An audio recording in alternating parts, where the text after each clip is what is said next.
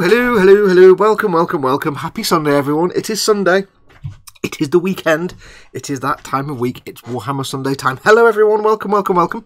As always, do let me know if you can hear me and see me okay, because I never know, I tweak the settings all the time and more often than not it just ends up breaking things. Welcome to Warhammer Sunday. If you've not seen one of these before, at the weekends, I tend to work on my Warhammer army. We won't be doing that today, but I tend to work on my Warhammer army, the unending forces of the Holy Contrivance. My Mobile Suit Gundam Principality of Xeon themed Warhammer Imperial Army. And I tend to just do this stream on a Sunday just because I'm going to be sat here working on them anyway. I may as well hang out with you guys and have a good time while I'm doing it. So this is what we do. It's a 3-hour show. I just sit here and do some work. I don't do much. I do as little as possible basically while hanging out with you guys. We have a good time. Now, if you've not watched one of these before, if this is your first one, I do depend on the guys in the chat. You probably see my iPad there. I'm monitoring the live chat. If you want to join in, I do have a live chat going. You can see it here on the telly screen. It's there, but that's not the typey bit. If you want to join in with the typey, then click on the YouTube icon that's down here in the bottom right hand corner somewhere, and that will take you insta-magically to the YouTube page where you can join in the live chat. And I depend on my friends in chat because they give me questions and things to talk about and stuff to talk about when I can't think of anything else to talk about. 3 hours is a long time. It's a really long time to fill when you're the only person there. So yeah, so do come and join the live chat. I'll be giving stickers away later on as well, which you have to be in the live chat to win. So there you go. People sending me emails already. There we go. I've been sent some stickers by Scott Sutherland. Hey, Scott. Yeah, so we're going to be doing some work today. Like I said, if you've not watched one of these before, we will, I don't know what was going with that. My brain suddenly stopped halfway through a sentence. Fantastic. As always, don't forget, we do have a stream boss battle going on. Now, I know it says Model Making Guru, but it's not me. It's Simon Reynolds who's in chat at the moment. It's our Lord and Saviour Kevin, who is the current stream boss. And if you don't know what a stream boss battle is, basically, one of you guys is the current stream boss, in this case, Simon. And you guys have to get his health down to 0 by doing super chats, tips, and subscribing to the channel. Whoever gets his health down to 0 wins basically between 200 to 500 quid's worth of stuff of Warhammer or Forge World kits of their choice. How do you get the health down? Well, say the current stream boss is Simon Reynolds. I pressed a button the other week and broke it, so it says Model Making Guru. He's currently on, what's he on, 98,000 health. Every time someone subscribes to this channel and presses the notification bell, it takes a little bit of his health off. Every time someone puts a super chat through on the chat window here, there's a little dollar symbol at the bottom of the chat window. Every time you do a super chat, that takes a bit of the health off. And every time someone does a tip through the tip jar, which is down here, streamlabs.com/model making guru, that takes health off as well. And the amount of health that comes off depends on the size of the tip or the size of the super chat. The more you put through on one of those two, the more health you take off. So like when Simon won a couple of weeks ago, Aviad Madar was the stream boss. Simon basically put 270 quid tip through, banged his health down to 0 and won. So for the cost of 270 quid's worth of tip, Simon got himself 500 quid's worth of Warhammer kits. Yes. Now, yes, so Simon's the current boss. So if you want to get him down and have a chance of winning, get your tips and super chats coming through. Also, if you are in the chat and you want to ask me a question, doing a super chat is a good way for me to see the comment. Put your comments in big fat capital letters if you need me to see them, because I'm looking down at the desk. I might not see your comment. So if you do a super chat, it puts your comment in a coloured box and I can get a little ping in my ear as well. So let's just have a quick look and make sure everybody says they can hear me and see me. Nobody's saying that sounds good. There we go. Cool. Right, yes, you can all hear me. I kind of waffle for 10 minutes and then realise I never actually checked to see if you can see me. What else? Yes, if you want to ask me questions and stuff, I will be doing sticker giveaways later on. If you want to send me a question and answer, if you just want to mail me in general with a question, if you can't access the live chat, then just send an email to my email address here, fox@modelmakingguru.com. You can send me questions and comments and things. If you want to guarantee a sticker win, just send me a question answer to use during the giveaway section, the sticker section. And if I use your question and answer, and you've included your name and address, I'll send you a sticker. So there you go. Right, so let's have a quick look and see who we've got in first before we get cracking on the other things. I don't know who was first in, because I was technically the first one in, because I put a comment on as soon as I put the whole stream up. But I can't see. The first comment I can see is from William Rayborn saying, "It's time for breakfast. I have not slept." Before that, I don't know. So I don't have to fight amongst yourselves. But welcome to William, and Nim is in. Welcome, Nim. Dad, of course, Dad and Chris at Gross Models at the moment. You are two mods, my very dear friends. Hey, Dad and Chris. Pascal Leaverse is in. He says afternoon. Now, Pascal wasn't the first in because he says hello and then lists about 4 other people. I saw this earlier on. So obviously Pascal for once wasn't the first in. This is heresy. Who else do we have? We have Ilse Yandeverf is in. Says way behind, been busy. They're talking about Game of Thrones. Somebody did say. Pascal says he hasn't got any idea about Game of Thrones. He hasn't watched it. Pascal, you need to watch Game of Thrones. You need to watch it. Seriously, you need to watch Game of Thrones. Candygram from Mongo is in. Welcome, Candygram. Rascal's Hobbies. Howdy, everyone. It's the first time Rascal's been able to watch, so welcome. Glad you can join us. I hope you like it. It's kind of nuts. It's either going to be really, really boring. That's kind of it, really. It's just generally boring and me waffling for 3 hours, but I hope you have a good time. Who else have we got? George Gabriel is in. Welcome, George. Hey, George. How's it going, buddy? We have Jamie Bone is in. Welcome, Jamie. Alteris is in. Afternoon, everyone. Says Alteris. I've replied to your email. Did you get my reply yesterday, I think, or the day before? I'm not very good at emails. If you do email me with a question and a comment, by the way, that's not about the show, just generally if you email me about something, I can be a bit slow to reply because I don't look at my inbox that often unless I'm expecting something or unless it's a Sunday. So if you do ever email me and you're waiting like a week for me to get back to you, I do apologise. I'm just rubbish. Let's have a look. Who else do we have? Snowman HFC says afternoon. Welcome, Snowman. Some idiot called Model Making Guru. Don't know who that is. Chris from Gross Models is in. Dad says Spong. Nim says Coffee Sponge. All kinds of weird comment. Chris joined the chat and the first word he saw was wiping. And then the comments, the chat got a bit weird. We're all saying funny words. Who else do we have? William Tower is in. He's liking the background music earlier on. We have... Who else has come in since? Tyrone Key. Welcome, Tyrone. Simon Reynolds is in. Kevin, our Lord and Saviour. Kevin, our stream boss of the moment. Welcome, Simon. Pascal Leaverse is being strange, apparently, and typing in strange, disjointed language with capitals and not capitals. But the one thing you'll find, Pascal, is it takes a long time to type like that. You may have to give that joke up after a little while. You'll get bored typing dead slowly. People talk about squigs. Simon says it's my favourite new word, squig. Squig was, bizarrely, squig was my nickname when I was a kid. My brothers used to call me Squig. But this is before Warhammer. This is the 1970s, so where they got it from, God knows. So I have a little bit of an affinity with the word squig. Wayne Haywood is in. Welcome, Wayne. Osric 9000 is in as well. All rise. Welcome, Osric. Scott Sutherland, afternoon all. Jonathan Tiresatanon says, hey guys, haven't been around in a while. How are things? Welcome, Jonathan. Welcome back. Good to see you back. And I will actually pronounce your name properly one day. I do promise. It's hard to when it's a name I'm not familiar with that much. I've got to read it, and it's that big on the screen and a long way away. It's hard to read. Who else do we have? Interzone 88. Welcome, Interzone. Stefan Last. Welcome, Stefan. Anybody else come in? Okay, nobody new since then. So welcome to all of you, and welcome to anyone who joins us since. If I missed you out, I do apologise. I have to quickly squiz through and see who's in. Everybody's talking currently about the new Star Wars trailer. I've seen it. It looks good. I actually like the new Star Wars films, the last 3 or 4 films, so I don't mind. It's just the prequels I hate. But the latest crop, I like them, so I don't mind. So I quite like it. Has anyone seen the trailer for the new Star Wars game coming out from whoever it is, the developer? I can't remember the name of the one that did Respawn. Respawn are doing it. And get this, it's an EA published game. It's single player with no loot boxes and no microtransactions. And they've said they'll never put they said they won't put microtransactions or loot boxes in the future. Do you think they got the message over the last year or two when everybody lost their absolute minds about loot boxes and all that kind of extra stuff? Games as a service, what a load of nonsense. So that looks quite good. Apparently it's going to be third person though. And it's a Jedi game. It's like, you know what I'd love? Star Wars, because EA's been terrible with Star Wars. They've just made terrible EA Star Wars games. They've had the license and they've wasted it. But you know what I would love in a Star Wars game?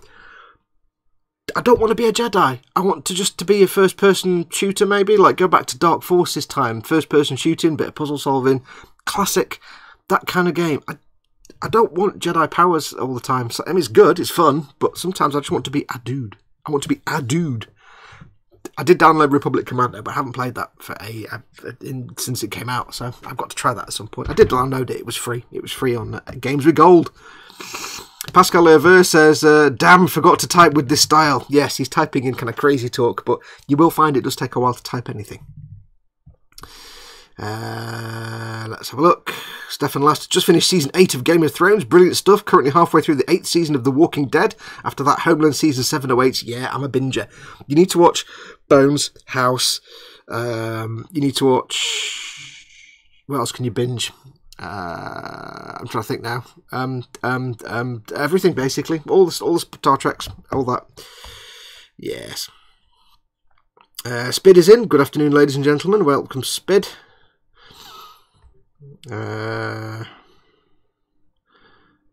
Candygram from Mongo says, I like the progression name of the last 3 movies: Return, Revenge, and Rise. Of the last movie.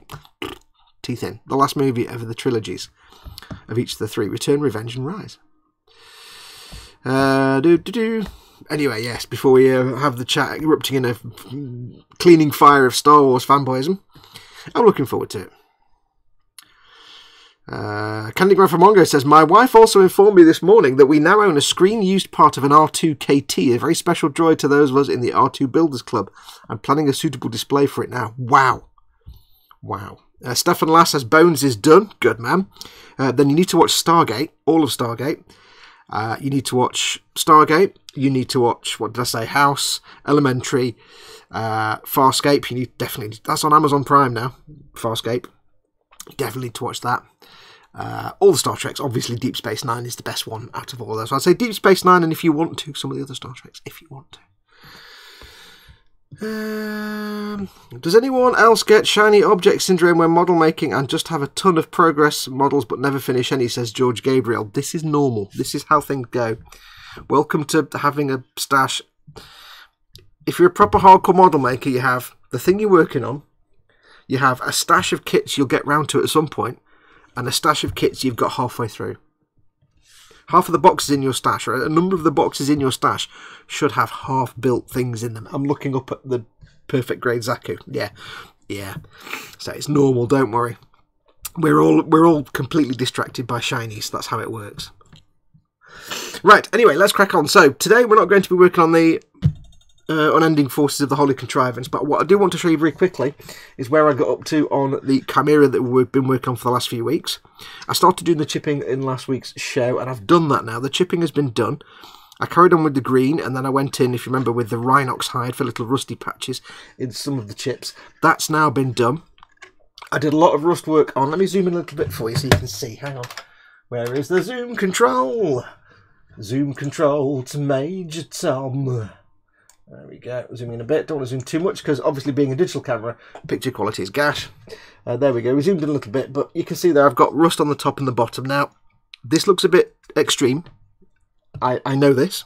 However, a lot of this is going to be covered on this dozer blade. Is going to be covered with dry brush metallics, because if you remember what I said was I want to suggest that the metal on the dozer blade, there's lots of paint chipping where the metal's exposed, but I also want to suggest it's in constant use. It's constantly got stuff grinding up against it. So the metal on the dozer blade is kind of polished clean. The dirt and gravel and boulders and rocks have kind of polished the metal. They've removed any rust and it's polished. So there'll be bits of rust, but very light and faint, rather more of a discolour than natural rust. And we're going to get that by metallic dry brushing. So let me zoom out again.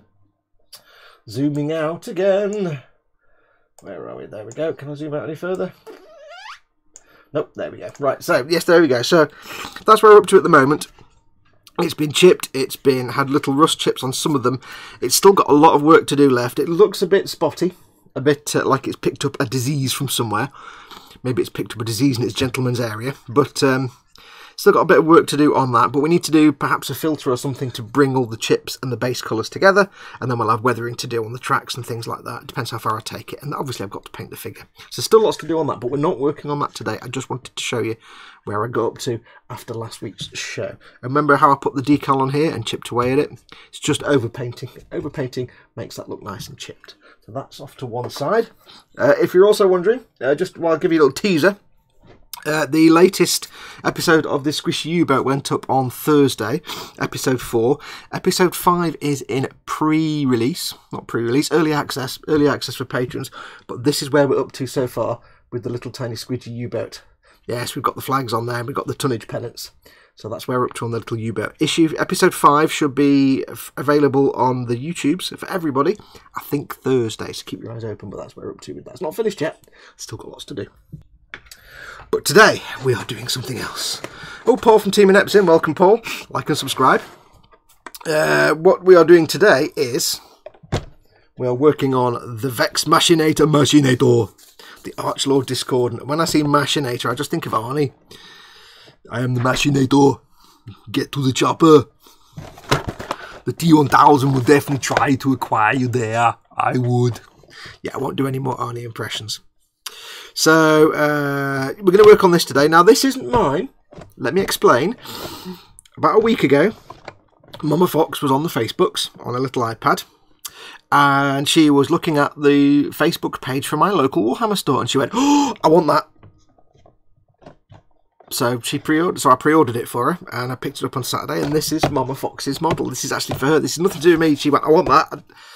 Because I said to her a long, long time ago, if you ever see anything that you want me to build and paint for you, just get it and I'll do it. Because she's got loads of stuff in the cabinet. Mama Fox likes this kind of thing. So she chose this, the Vex Machinator, which actually came out on Saturday. It's a pre-release, pre-ordered it on I think Saturday before last, and then it came in this Saturday when it was released. And it's a Chaos dude on the back of a Demon Engine. I'll put that to one side. If I can find the side to put it on. So it's nice and straightforward.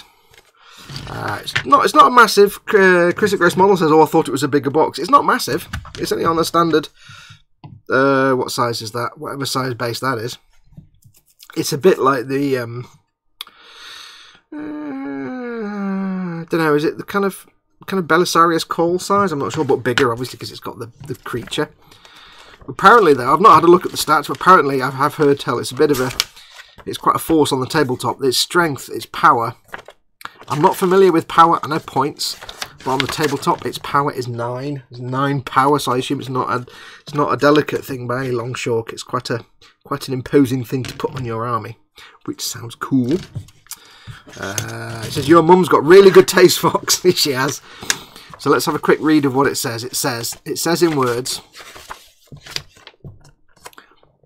A Lord Discordant on a Hellstalker, that's the crawly thing, is a single model armed with an autocannon, a bolt pistol, an impaler chain glaive, a mecha tendrils, frag grenades and crack grenades. His Hellstalker is armed with bladed limbs and tail and a technovirus injector.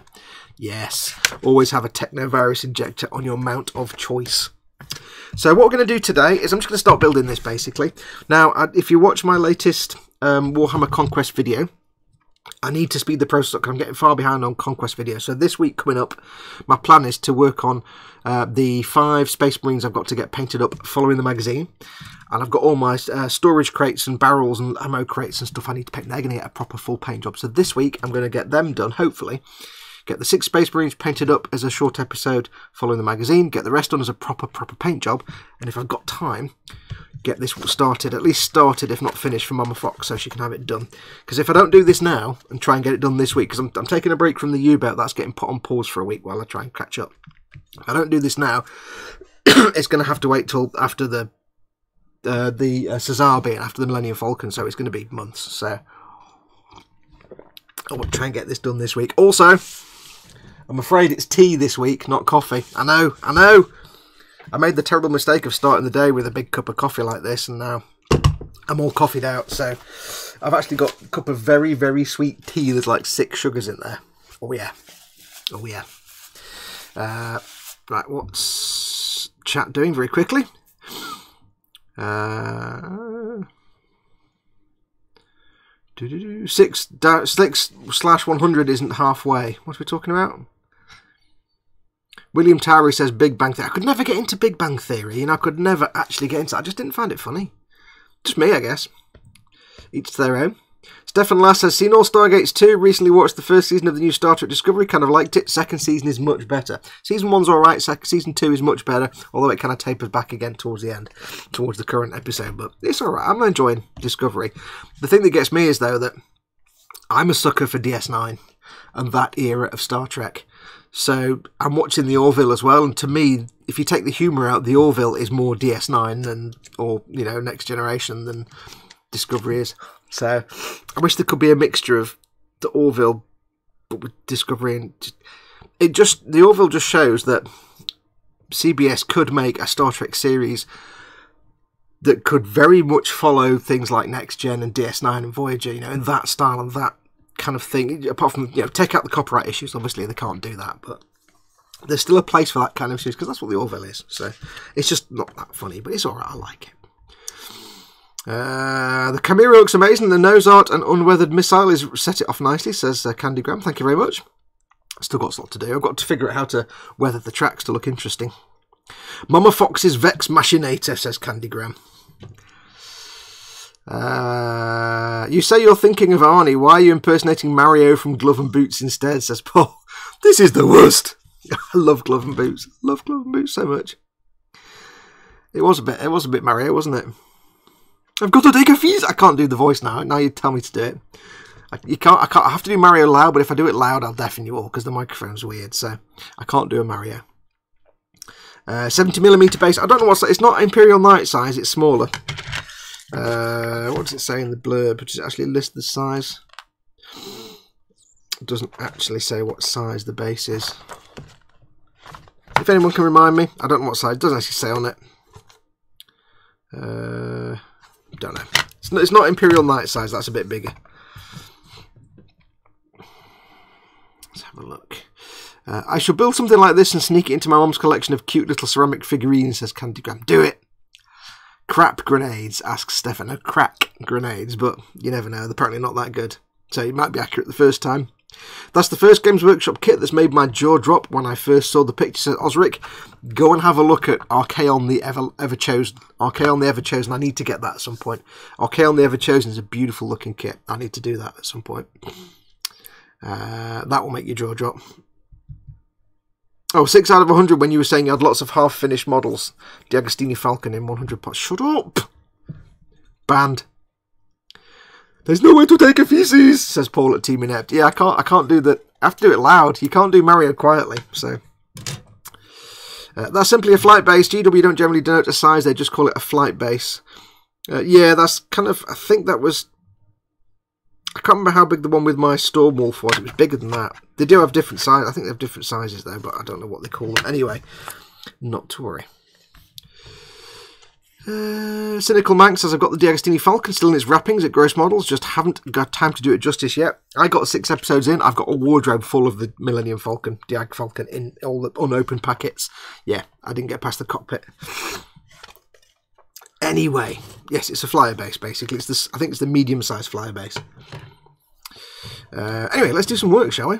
So today, we are going to be starting assemblage. Now, it's not the simplest of kits, so I don't know if we'll get it finished in this show. But I've got my bits and bobs.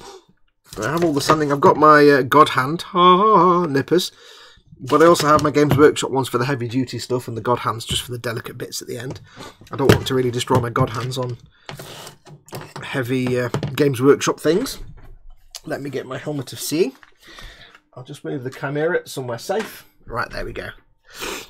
So, let's crack on. How is everyone? How are you all? How are you all? I hope you're all well and doing nicely. What have I got? News or gossips? Can't think of any interesting news that's been going on. But if I do, I'll tell you. So, right, let's start from the start. Read this first. It looks mint, that doesn't it? Look at that. Oh, it looks mint. Now, I don't actually have all the relevant paints for this. I don't have, for example, Dark Reaper, Thunderhawk Blue or Blue Horror. But you know what? I might just do the black colours and use different shades for the same. I'm not worrying about canon here. This has kind of got a blue-black colour to it. You can see on the pictures here. I might just go for a slightly different colour. I'm not going to be doing their sort of edge highlighted style either. I'm going to do my own style. So, yes. So where do we start? Where do we start? 1 and 2. Sounds good to me. Let's get 1 and 2 off the sprue. Let's have a look. 1 and 2 off the sprue. Okay, so first of all we'll find 1, which is going to be one of these two. There we go. Nice and big. So what I'm doing with these, because I realised using them, my beautiful, beautiful God Hand nippers that were gifted to me, on these big, thick Games Workshop trees, it just risks the blades. So what I'm doing instead is I'm taking them off with these heavy duty things, and then I'll use the God Hands just to tidy them up. So 1 and 2. So 2 is, what does 2 look like? Dangly bits. It's half a face. Now it's probably asking too much to have piece number 2 near to piece number 1, but we can live in hope. Piece number 2 is 1, 40, 44, 28, 47, 11. Yeah, it's going to be on the other sprue, isn't it?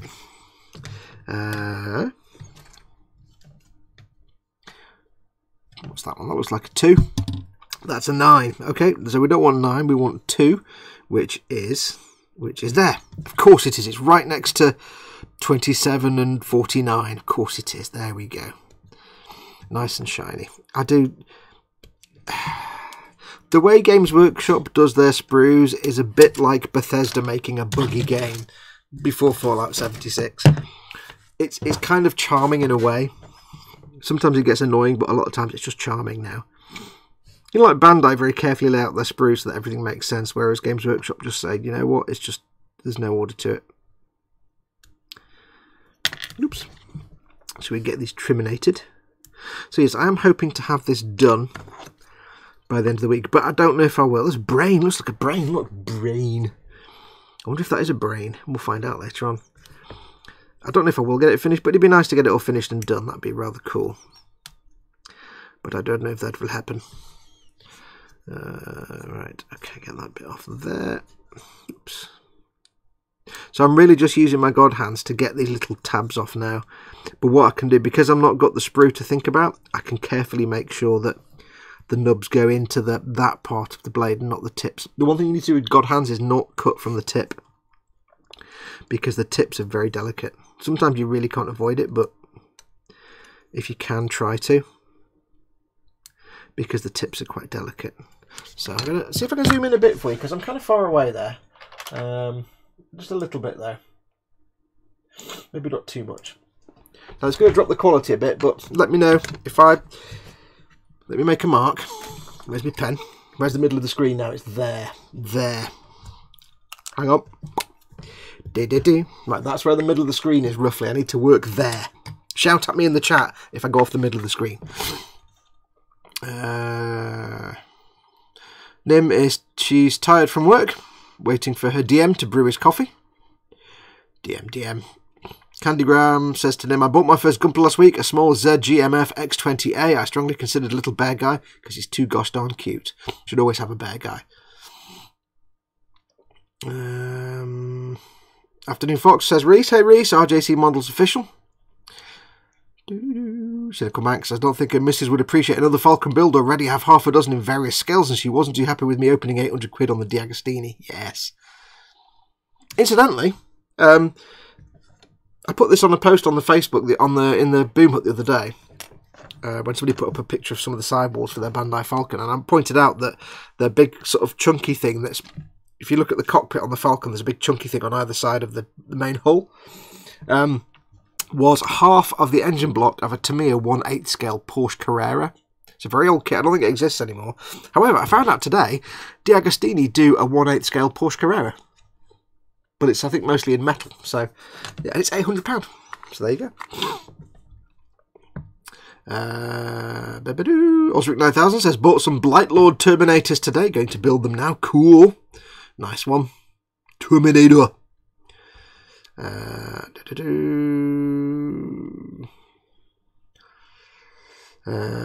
Vasily, welcome Vasily, says, when my old man passed, I inherited all his weekly kits, including 2 wooden ships, the Cutty Sark and the Victory, plus boxes of lead Lord of Rings figures and lead soldiers. It's bonkers. Wow, there's a windfall. Cool. Right, anyway, let's crack on. I'll keep dipping into the chat every now and then. As always, I need to ask you, Dad, what's the phrase I'm going to ask? I need to know 2 things. You know what the new phrase is? What do we always ask now? Go on, Dad. Go on, put it in chat, Dad. The one thing we ask every show. I'll wait for Dad to put it in chat. What do we need to know?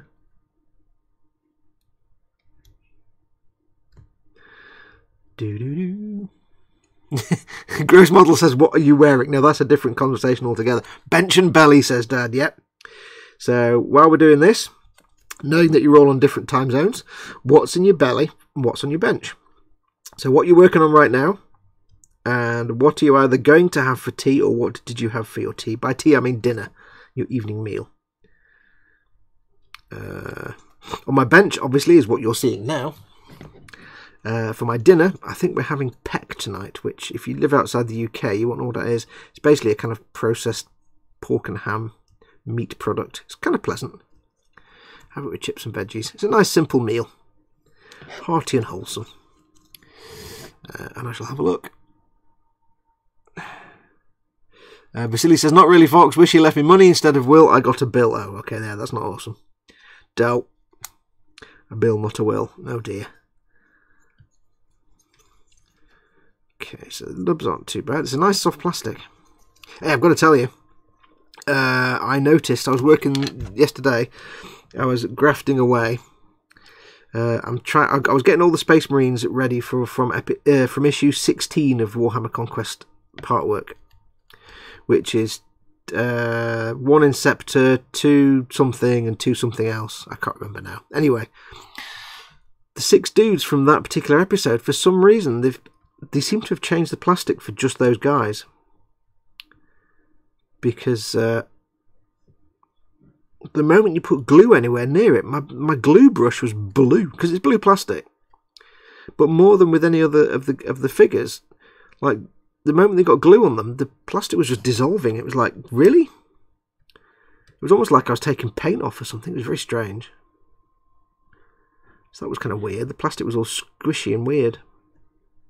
Right, there's more nub marks, but I can't find them. Oh well. I'll get that down. Now it is time for my favourite tool in the whole world. Seam line removal tool. Yes. Gently take that down. A bit of this. I've actually found, this tool is so good that a lot of times I can actually use this instead of sanding. It's just such a good tool.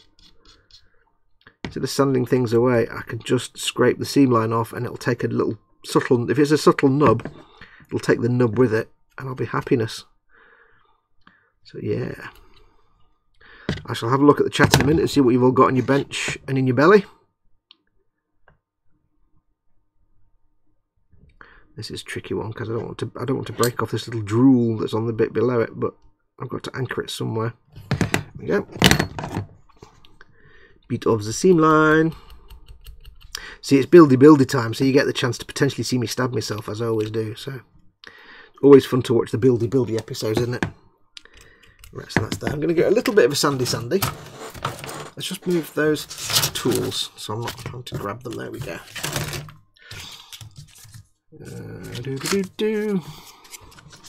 I shall check on the chat in a moment for you. It just helps get everything even. There's a little bit of drool or like chemical dribble here that's around the end, and it's already got stress marks on it. I don't think that's going to survive. I'll do my best to be careful. I don't think it's going to survive. I really don't think it's going to survive. That's that bit done. I don't think there's a seam line on this. Looks like a brain. You can't really see, but it's like a brain in there. I'm hoping it is because I can paint it brain colour. Yes. And if I remember rightly, brain colour is kind of like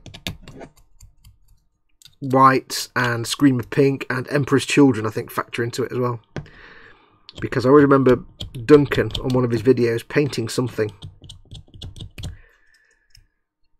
He's painting, so I can't remember what he's painting now. And at one point he said, and now we need to put Emperor's Children on the brain. Words to that effect. You need to apply Emperor's Children to the brain. I'm like, never going to hear anybody say something like that ever again. So I know it involves Emperor's Children. I thought there was a nub, but there wasn't.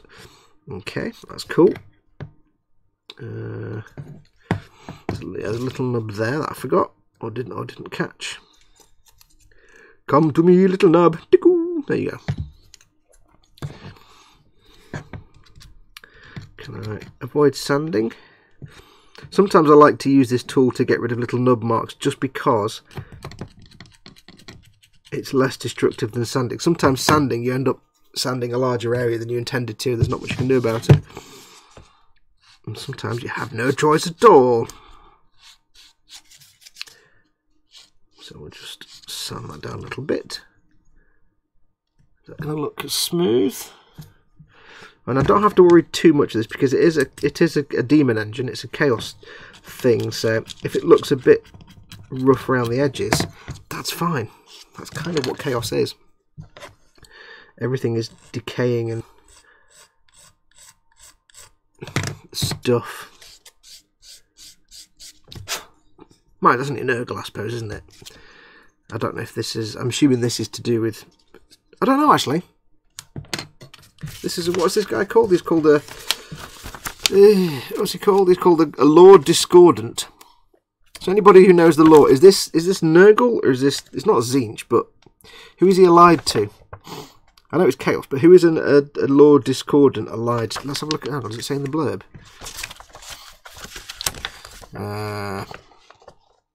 Keywords: Chaos, Heretic Astartes, Mark of Chaos. Oh, doesn't tell me who he might hang out with. So which Chaos god would this chap be aligned with then? Right, so I'll have a quick look at that. There's a seam line on that tube. I do love this tool so much. I'll tell you what, if you're making the AMC or the MPC 148 scale Eagle Transporter, this thing will save your life on all the ribbed scaffoldy type stuff. It'll make your life so much easier. Trust me, you'll love it. Now, they're quite small. I don't want to ruin the detail, but I also don't want to leave a seam line.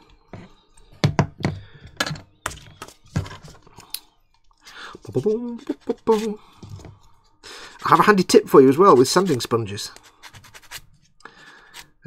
You will notice here I have two sanding. These are both UMP sanding sponges, but they're both the same. They're both exactly the same. I can't remember what grit these are because apart from the bag they come in, it doesn't say anywhere on them what grit. So Paul, if you're watching this, start printing the grit on your sanding sponges. It would be really helpful to say which one I'm using. But you might wonder why I'm using two. This one is brand new. This one has been in use for about a year.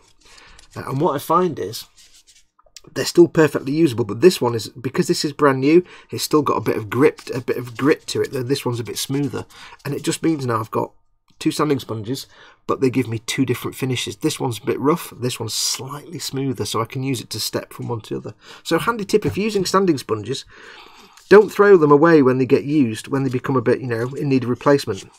Because what you might find is the old ones are perfect when you do a little bit of sanding, but not much. When you've got a sanding sponge that might be a bit too aggressive, and you just want to step it back a little tiny bit, because it just gives you an extra degree then that you can work to. So keep your old sanding sponges; they're always really handy. Right, so on there. I think that's all the seam lines and bits I need to worry about. The nubbage. Like on this bit, when I'm just cleaning up the edges, I don't want to really sand the surface because this one is older. It's a bit less rough. It'll just clean up any dust and stuff nicely without necessarily sanding it. So it's quite nice to do that. So don't throw your old sanding sponges away. Oh no, hello. I see with my eye of seeing. Nubbage. Nubtaculon. Come to me, little nub.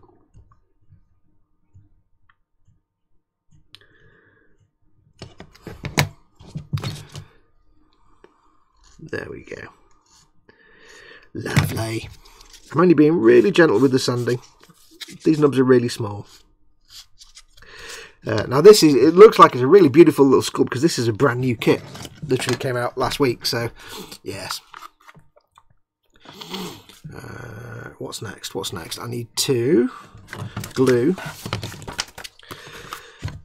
yon to yon. This is the head. And the head needs to go somehow, like, how does this attach now? How are you telling me to do this now? That needs to go on there. Wait, what? Hang on a minute. I need to find the other end of this. This go, oh I see, like that. Goes like that. So it's at a funny angle. And it needs to go there. That's not right. Oh, there we go. I don't like that. It doesn't really want to fit at all. It's not wanting to fit. What's happening here on this side? That goes in there. That is really not wanting to. Okay, it goes that way. Okay. Alright, it does eventually fit, just about. Okay, that's weird. So we'll get that glued on. Let us do that. So we're going to get a little tiny bit of our glue. I am the glue, how do you do? Bit there and a bit there, not too much, I don't need a lot right now. I need to just put it in place quickly. And hold it there for a second. Remember, I'm using Tamiya Extra Thin, my favourite glue that I always use. So I need a tiny amount. I can run that on there. I can touch it. I can touch that to there. You really don't need a lot. You're just touching things to the edges of other things. I can be more generous in there because it's inside the head. You're not going to see that, but there we go. So if you're looking for a nice glue, if you're making kits and you find that you're using like tube glues or Revell Contactor and stuff like that, and you wonder why you're getting glue everywhere, use yourself some Extra Thin, Tamiya Extra Thin. It's super, super thin. It's like water and it works by capillary action. In a lot of cases, you actually put parts together and then apply the glue rather than the other way around. We'll put that there to one side. Let's see what chat's doing very quickly. I did ask about your dinner and stuff, didn't I? What are you building, Fox? Says Reese Models at RJC. We are building the Vex Machinator. Oh, let me zoom out, you won't be able to see it. The Vex Machinator Arch Lord Discordant, this fellow. Yes. It's hard to actually understand what's going on there. It's a dude on the back of a monster thing. Oh, I'm dropping it out. It's a Warhammer's. Hang on. I've dropped the floor. Let me pick it up. There we go. Right. The one thing Dad asks, what's that smell? Judge Gabriel says, cinnamon toast crunch in my belly and the star-winning Gundam as a quick build. Star-winning a Gundam! Gandamu! Star-winning a Gandamu! There we go, that's it. Get my pronunciation right. Writing a Gundam. I can never pronounce Gundam correctly in the Japanese. Writing a Gandamu. Pizza pockets, and at the moment nothing about to dive into a bandit camp, says Nim Cinderin. Are you playing Borderlands, Nim? Diving into a bandit. Are you playing the Borderlands? Is this, because this would be correct. Borderlands 1, 2 or pre-sequel? I've been playing all of 3 of them again. Been dipping in. My friend Busby, he's been out of the gaming bit for a while, but he's recently got himself an Xbox. He's just waiting to pick up a headset. Me and him are going to dive back into the Borderlands, because we used to play Borderlands co-op all the time. And he's brilliant. Playing with Busby is brilliant. And Chris and Paul, I need to get you two, and 4 of us playing Borderlands, because Busby is fantastic, because he has no situational awareness at all. I've said before, he can be standing here, and he can have his rifle pointed right against, say, a skag, like right nose to nose with the skag, shooting it, and there can be 30 skags behind him attacking, and be like, what's getting me? I don't understand what's attacking me. He's got no situational awareness. It's hilarious. Timonette Paul says he had some potato skins earlier and I'm adding wood panels to the next building in the fishing village diorama mama. Yep, Paul's making a nice diorama drama, which is quite nice. Terran Key is working on some Deathwatch assassins and he doesn't know about food. Chris at Gross Model says the bench is full. Terminator, mouse, tug, diorama. Yes, Terminator. Reese says, I've got so many things on the bench, haha, and belly, I've just had a roast chicken wrapped in bacon. Oh, although he says warped in bacon, I don't know how that works. Dimensional chicken. Dad is painting the issue 32 Conquest Primaris Apothecary. I've not even got issue 16 yet done yet. I'm terrible. Although I opened something the other day and it had, like, I could see the bits for the Chaos Rhino. By the time I get to the Chaos Rhino, I bet the whole thing's finished and people have finished it already. Got the sniffles today, I do apologise. Wayne Haywood is belly, roast chicken, bench, yet more on my Legion Rebel Troopers. I'm not quick. Every chicken on a Sunday, what is this? Everyone's having roast chicken all the time. Cynical Mank still painting the junk Nerf gun spaceship in varying shades of grey. Tea is chicken, lettuce and tomato baguette. Ooh, yeah. Pascal Lever says, nope, normal cheesecake, but in the funny writing of the loonies. Madman's typing. Canning off Mong will be having a salad of some kind for dinner, and I'm going to grill some steak for my dogs. Ooh, that's nice. You look after your dogs very well. I might have a little piece of their steak. Here you go, lads and ladies. Here's some really beautiful steak, and can I have some? No, okay, fine. I won't have any. Sorry, need to keep up this font, says Pascal. That's why he's not saying much very often, because it takes him ages to type it out. Spid says, belly, coffee always, and a bit of muesli earlier. Bench, wait for it, a clean covering in preparation for the next build, the Tamiya YZF R1-M. Is that a motorbike? I assume that's a motorbike of some sort. And a final cappuccino vid. Scott Sutherland says, no idea what's for tea and no IDF kits on the bench. Wait, you're not making an Israeli kit of some sort. This seems wrong. Snowman's having an egg and tatty scone rolls and Death Guard Rhino. Yes, sorry, scone, not scone. I went all posh there. Blood for the Blood God, yes, Fox, says Tyrone. No stabbage yet. Let's have a look. Jonathan's working on a high new version car. Oh, nice. And a master grade titanium finish unicorn. Oh, that's going to be stressful, that. Just be really careful with the titanium finish. It's easily removed, especially on the unicorn where you got the nubs. Don't try and clean up the nubs much. Just have to live with them. Probably throw a carbonara together tonight. Nice. Spade says, also, Vox, did you see the target on my Miniature Wonderland video? I've not seen that yet. I must watch that. Let's have a look. Is Chaos Undivided part of the Black Legion, says Cy Reynolds. Cool, I don't know what that means. Awesome, it sounds good. You mean it's not actually following a specific Chaos God? I don't know. I'm not that familiar with the Chaos lore. They are basically the Lunar Wolves and the Sons of Horus from the time of the Heresy. Abaddon is their leader and the closest they have to a Primarch. Okay, so they're not aligned to one particular Chaos god. Then I take it, just all of them. Nim says, nope, playing D&D. Well, waiting for my DM to grace us with his divine presence. Oh, okay. Oh, I thought you were playing Borderlands then for a minute. Jamie Bones says, what colour are you going to paint the apothecary? To Dad. Dad says Celestra Grey. Got to go, guys. We'll catch up next time. Have fun. Also, Snowman HFC. Thanks for coming in, Snowman. Sorry you couldn't stay very long. Jamie Bones says, okay, to Dad. I thought you were going to paint it Manchester red. Dad likes his red. Right, what's next? Okay, I like this. I don't know if you'll see this, but you get a choice. You can either have the Technovirus Injector as a weapon, or if you turn it 180 degrees, it becomes the Magma Cutter. It's literally, which weapon do you want? Turn it round that way, because half of it will go inside the head. I like that. So, guys, what do we want? Do we want the Technovirus Injector, or do we want the Magma Cutter? Go. Tell me which one you want me to do, and I will do that one while I get it off the sprue. I have no idea what a Technovirus Injector does, or a Magma Cutter. Well, Magma Cutter, the name's fairly probably self-evident, really, when you think about it. Technovirus Injector. Is that like a Borg probe? I can only assume it's like it injects nasty things into people. Now I'm going to have to cut this off the sprue here because it's a bit of a fiddle to get the cutters on camera, to get the cutters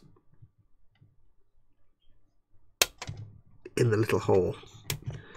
So I'm going to cut the whole sprue off, to be honest. There we go. If you're having trouble getting bits out, you can always cut the sprue apart. There we go. That can go there. I want to leave a little bit of the nub, you see, but the cutters were just naturally going into the very edge of the model piece, which I didn't want. That's that one. So we'll get this cleaned up and then I'll see which one we're making it. See which one you've decided on. So remember, if you didn't catch it a minute ago, you need to let me know whether I'm making the Technovirus Injector or the Magma Cutter. I'll show you the picture so you can see. That's the Technovirus Injector. That's the Magma Cutter. One's a bit fat, one's a bit pointy thin. It's the same piece. I like the idea, you just turn it around the other way.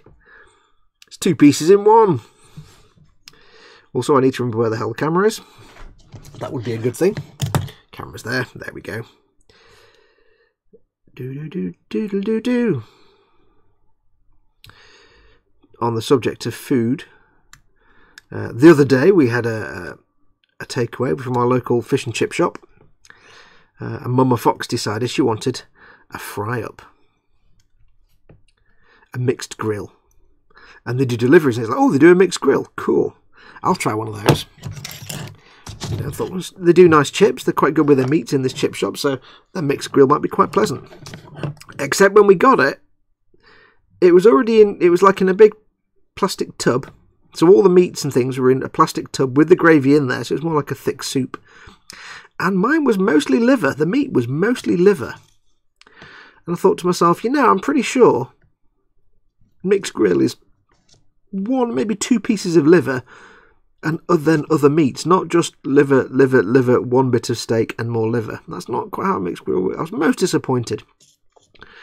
I was looking forward to me gammons and me steak and me bacon and me sausage and everything. No. Mostly liver. Now, don't get me wrong, I like a nice piece of liver. Quite pleasant, but yeah, it was kind of disappointing. Now, this is tricky here because we've got the little pointy nozzle end, and I don't want to snap it. But it's quite hard to find somewhere to hold this thing to sand it. So I've got to be very careful. Use the thin end of my file just to delicately sand. We've got a little bit there, needs removing. Paul Di Tomato's in. Welcome, Paul. Hello, everybody, he says. Welcome, welcome. Okay. So we'll just get rid of that nub there. Little nub on the tube, which should sand away quite nicely. So we'll get this sanded. In fact, let's just do a seam line removal tool. Let me show you my tool. In fact, before I do that, let me see which one you've decided it's going to be. Let's have a look. We have Magma Cutter, Technovirus Injector, Magma Cutter, Pointy, Nasty Injector,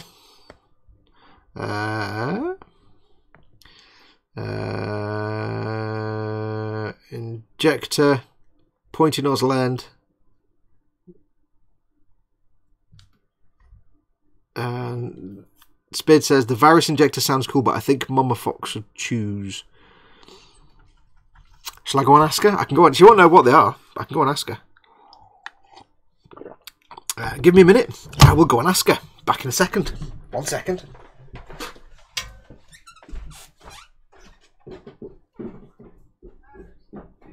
Okay, cool.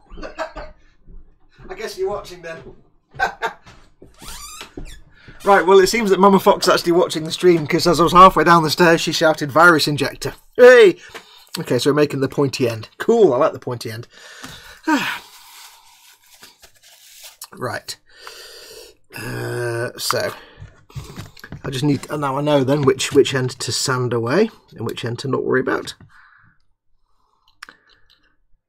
It's quite cool. There's a little sort of bezel and there's a little grip. It's like an airbrush. There's a little nozzle end and there's a little rough kind of textured piece that looks quite nice. That would look perfect in a brass or bronze colour. So that's nice. So there we go. I didn't realise he was watching the stream. Hello, Mama Fox. So there we are. So we'll do, I don't know how much of this sticks out from the schnoz. So we'll assume most of it. I don't need to clean it because obviously half of it's going to be inside the head. So I don't need to worry too much about all of it. But I can clean off some of the seam line. There you see. There we go. I'm not going to get this thing finished in the show, am I? Because what time are we on now? It's coming up to 4 o'clock. It's been an hour. Yeah, I've glued 2 bits together. But I've always said, the thing is with me, I am a slow builder. I'm not a fast builder at all. Because I take a lot of time cleaning up and, you know, cleaning up seam lines and bits and bobs and stuff that a lot of people wouldn't bother with. You know, they'd be like, whatever, it doesn't really matter. But I take a lot of time. I make sure everything looks nice and clean. So this now needs to go in. Hi Mama Fox, good weapon choice, says Speedy Q8. Right, so this needs to go into the face. And it goes on that way, you see? Really? That seems a bit harsh. Covering up that bit. 1 second. I need to find out where this goes in. Where does that go in? Where does this go in? I don't know. Hello.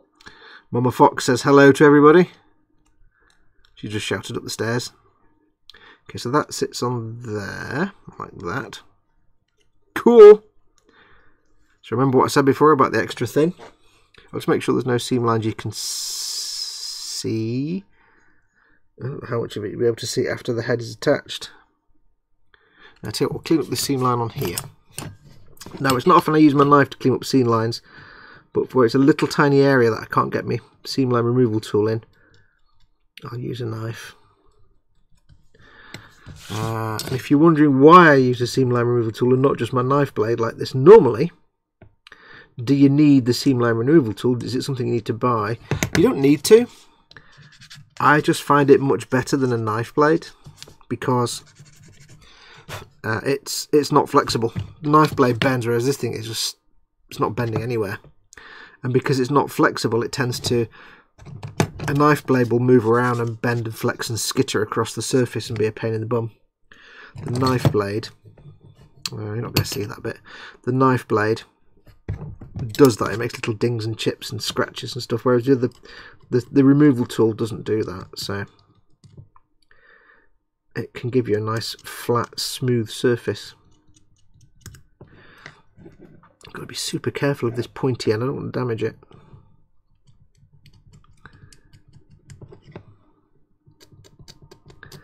Dad says, afternoon Mama Fox, good to see you're keeping an eye on him.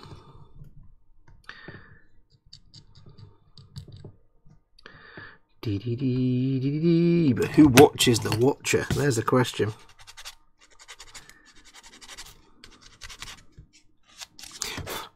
Who watches the watcher? Right, trying to think of some news. We've got any news going on? Not really, not that I can think of. If you didn't see if you haven't watched the unboxing yesterday of what's in the Warhammer Conquest, what do we call it, pack, War Gear pack, I am going to be changing the way I do the Conquest episodes, just a little bit, because I'm so far behind. I'm about to start filming issue 16, and yet I've already received up to issue 30, so I'm massively behind. And, you know, because it's because of the good graces of George that I'm even doing the Warhammer Conquest. So I need to get them up to date and make sure I'm doing them, because it's the right thing to do. So what I'm going to do is, as I said it in the video, but I'll repeat it again here in case you haven't seen it. Going forward, instead of every single episode being 45 minutes long, this is real hard to get rid of seam line. I don't know why it's being a pain. Instead of every episode being like 45 minutes long, I'm going to make the episodes where I'm just painting a model as it shows in the magazine, they'll be a lot shorter. They'll just be like 5 or 10 minutes, and I'll just show the painting steps. Up until now I've done proper full, here's how we build it, here's all the tools and so on and so on. But I'm going to cut that down now to just showing you the painting, so it won't take long. However, if there's an advanced technique I want to show you during that episode, I will do, and that's where I'll, you know, make it a little bit longer perhaps. But when it's just going by the magazine, I'll just make it like a little 5 or 10 minute thing, and that way hopefully I can get through them faster and get them updated more often. However, I'm still going to be doing, as I said I would, the more advanced painting options for some of the models, like Lieutenant Calcium or some of the vehicles and things like that. I'll be doing them as full standalone, full length 45 minute episodes, maybe even more, you know, more than one perhaps, depending on the model, but they'll still be full massive episodes. So you're not going to just suddenly get lots of little 2 minute long videos like that. You'll get, for where I'm just painting it as it says in the magazine, I'll do that. Where it's a proper full paint job, we'll do those. So things like I say, Lieutenant Calcium. Yeah, no, it's not Lieutenant Calcium. And some of the other ones, like the vehicles, a lot of the vehicles, like the Chaos Rhino, I'll probably do that as a proper full how to paint job.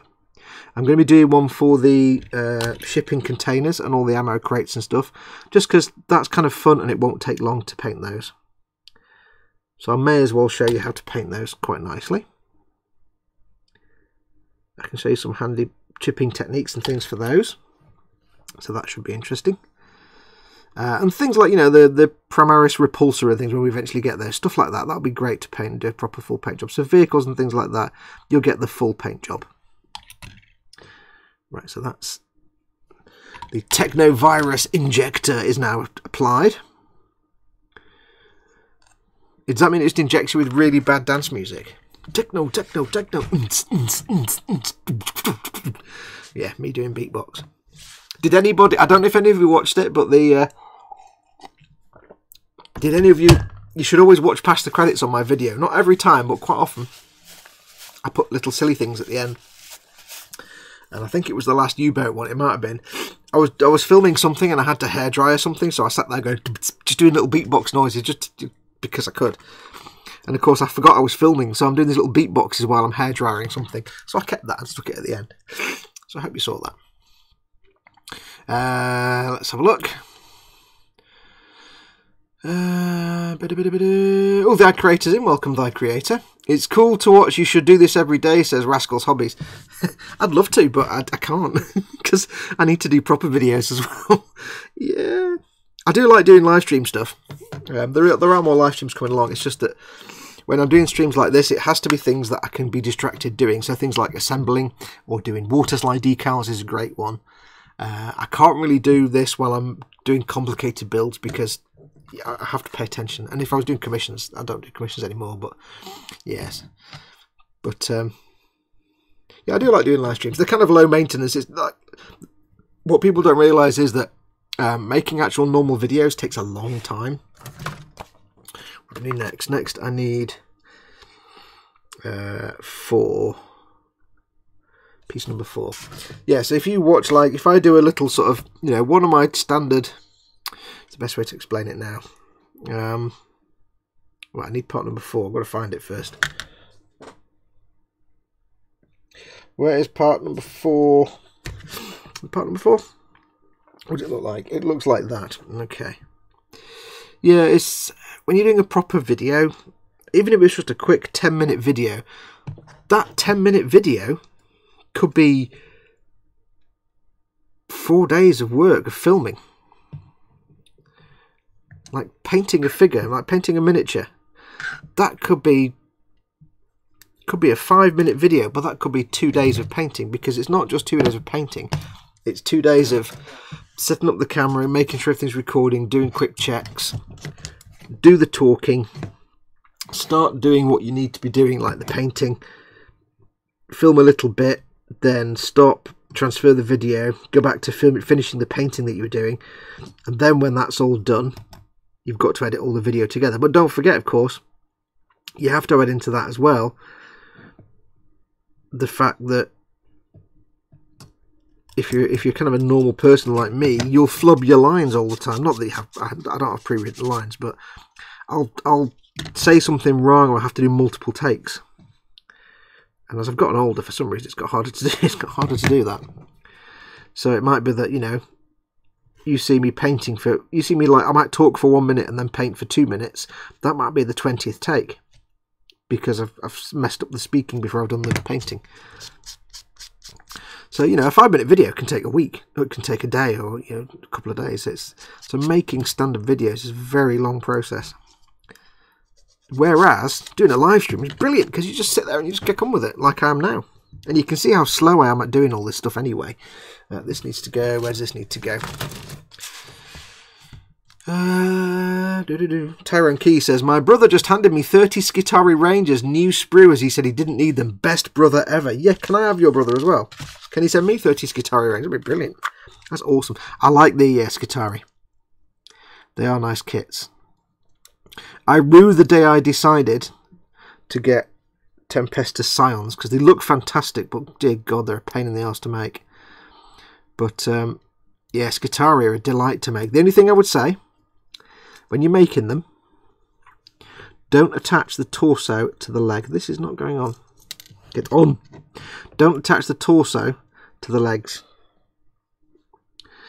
You'll just give yourself sadness. You need to keep the torso and the lower. Basically, the legs come as a. You can build the hip and the legs and that, but keep the torso separate. Purely because you need to paint inside the inside of the cloak, and it's a real pain in the butt to get to if you've actually attached the legs. So build your legs and attach them to the base. I can't do it with my left hand. Yeah, build the legs, attach them and the hip, and attach that to your base. And build the torso with the chest and the jacket and stuff. And all I did was I got the head and the chest and then the coat, flowy coat, and I just, in some of the cases, drilled a little hole and jammed a cocktail stick in there, or, you know, whatever, with a bit of PVA glue if you need it, and then you've just got that top half on a stick. Then you can get in there and paint it, and then when you finish, you pop them apart, you glue them together. There you go, fantastic. But you'll need to mount a little stick inside because you've got the chest part here. I haven't got one to show you, but or have I? I'll show you something else that's similar. Let's have a look. On the dudes themselves, you've got, like, for example, this isn't a Skitari, but you've got like the torso and you've got the flowy greatcoat. Imagine he's got a flowy greatcoat. All you do is you drill a hole in the bottom of the torso like that. All I've done is I've got one drill bit that's exactly the right size for a cocktail stick. I drill a hole maybe about that deep with my pin vise, stick the stick in, get some white PVA glue on the end of the stick, jam it in and leave it for an hour. It's gone dry and now I can paint that quite happily. And if you had a flowy coat like a Skitarii, you could paint the inside of the cloak. And then when it's finished, you scrape some paint off the ball on the end of the hips, scrape some paint off that bit and just put them together. And that way you're not fighting to paint inside the coat. I mean, you can assemble them first if you want. It's just, if you assemble it and then glue it to the base like Duncan does, good luck trying to paint the inside of that coat. Yeah. The tower the same, Fox says Osric. Cool. Not made any tower. Oh, well, I've made one thing. Dad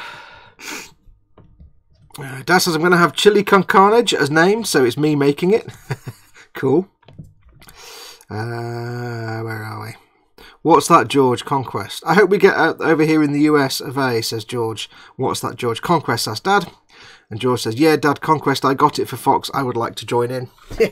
Yeah, George is helping me. George, thanks to George's kindness, that it's enabled me to actually get the Conquest. So, thank you, George. That's why I don't want to let it fall to the wayside like the Falcon did. Right, so that's on there. It needs to be done.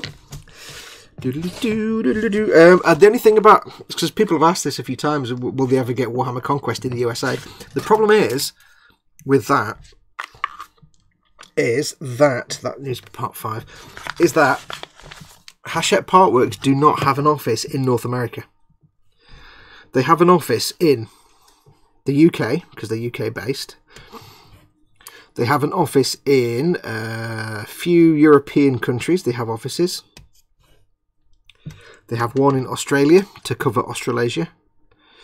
They have an office in South America to cover South America, like Brazil, Argentina, and places like that.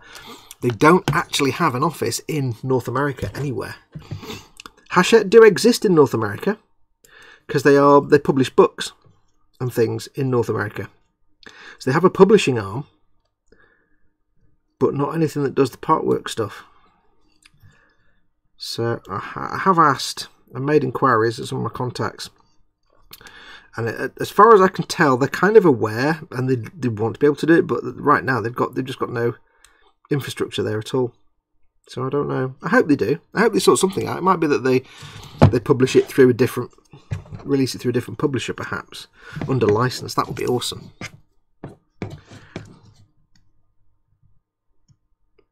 But yeah, it's a shame, really.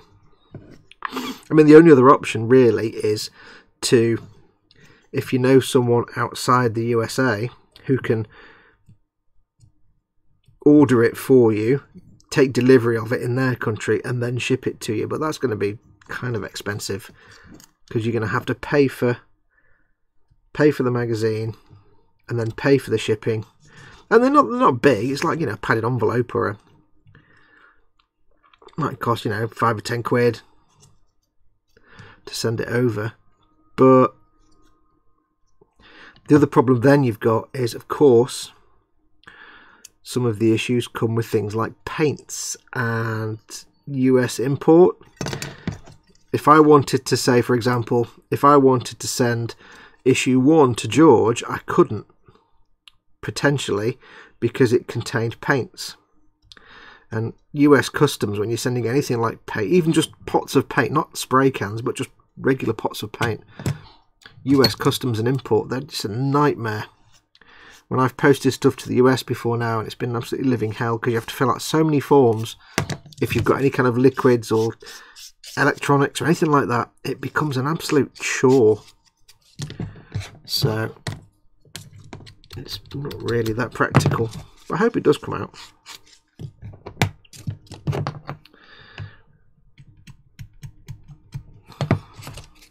That would be nice. What are we doing in chat? I'll have a look.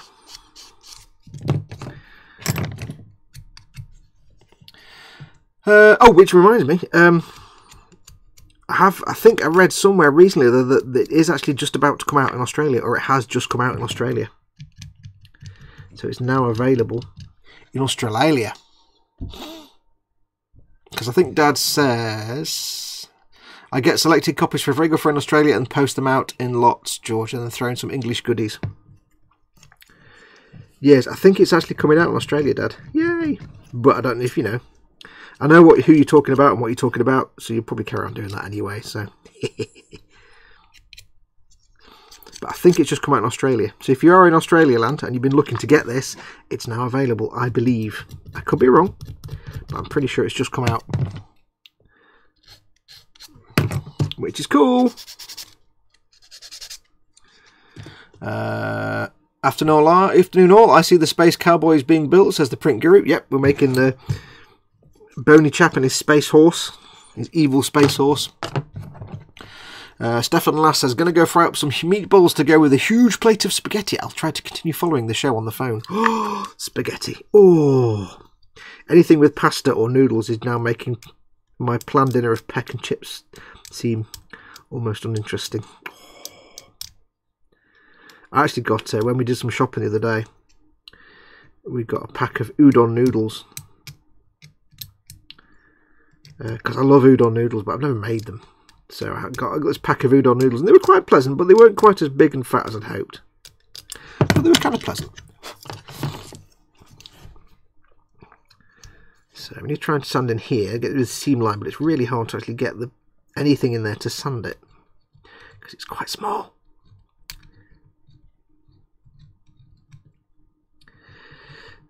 So yeah, if you're in the US, it's kind of a bummer, really. However, once this whole thing is finished, we've got everybody painted and done, George and I are going to go halves. So, you know, one of us will get the Space Marines, and one of us will get the Chaos guys.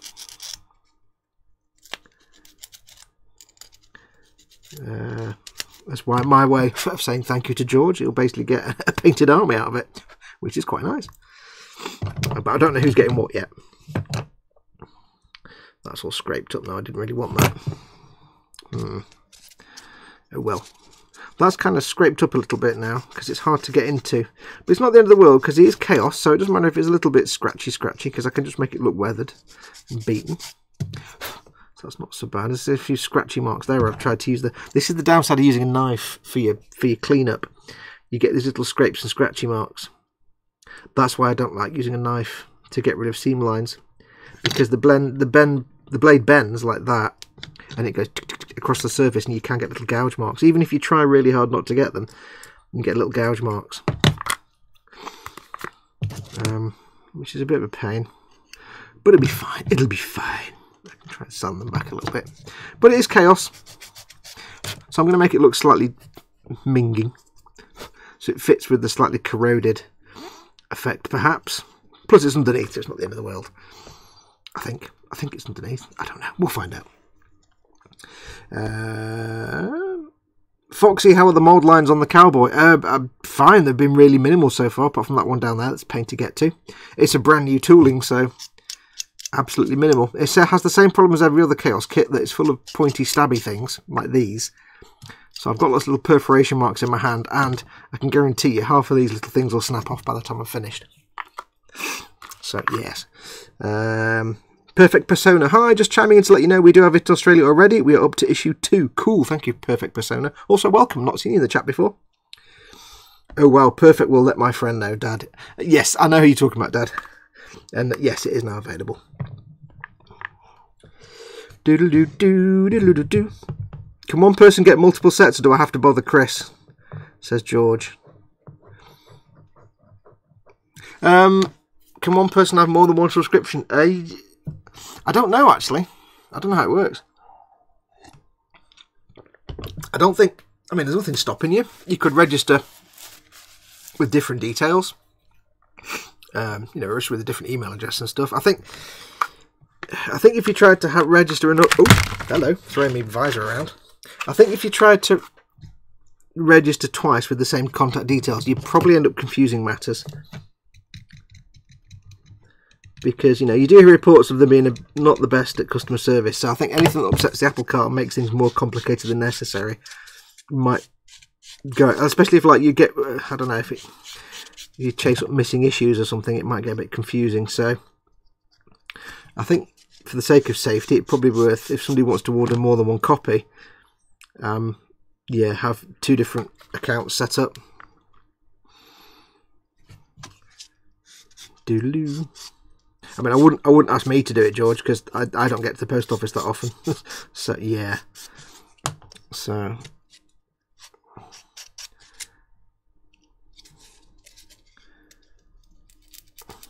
but like I say, the real difficulty is when you get to things like when they send you glue or paint. I don't even know if we could send that, just because customs regulate. This is from the UK to the US.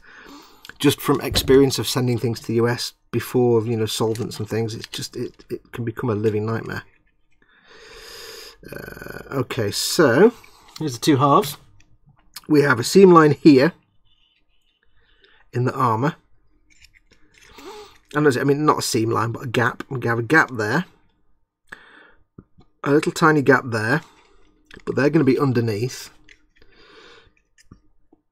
On the top here, the seam line is beautifully hidden, I don't know if you can see it, by this bit of the armour being like that. The actual joint is hidden as the bit goes down the middle, so you can't see that join. There's a little bit of a join there in that bit, but that's where the guy's going to be sitting anyway, so you're not going to see that. That's the saddle, you're not going to see the gap there.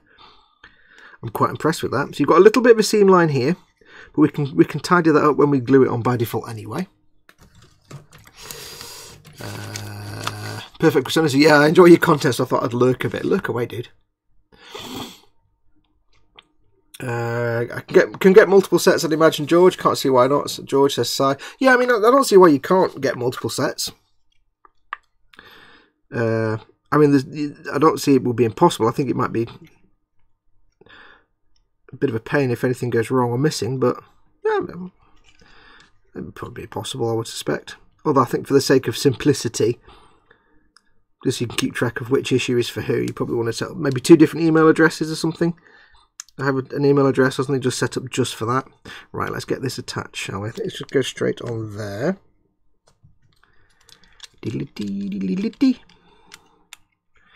So I wouldn't get me to do it, just purely because I don't get a chance to get to the post office that often to post things.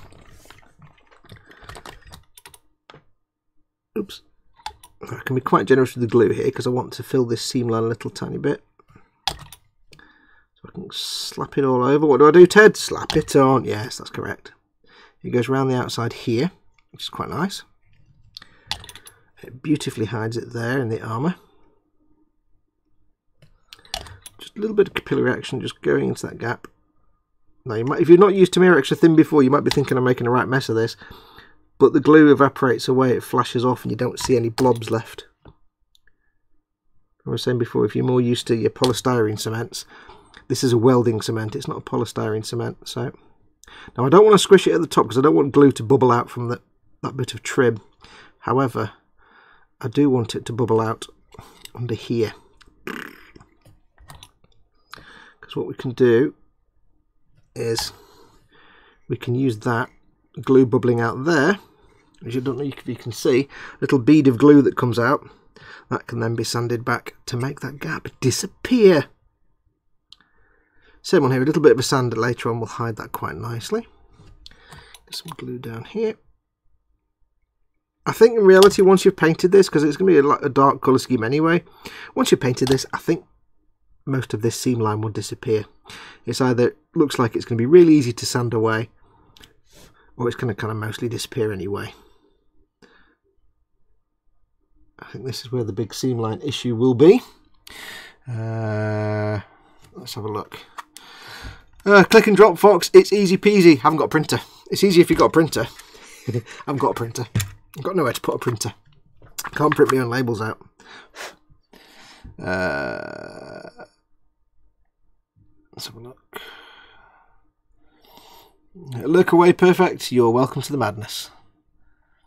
Just remember, folks, that Conquest plastics are manufactured in China by the same company that casts the Games Workshop plastic base sets. Quality control has been an issue. It's all over Reddit.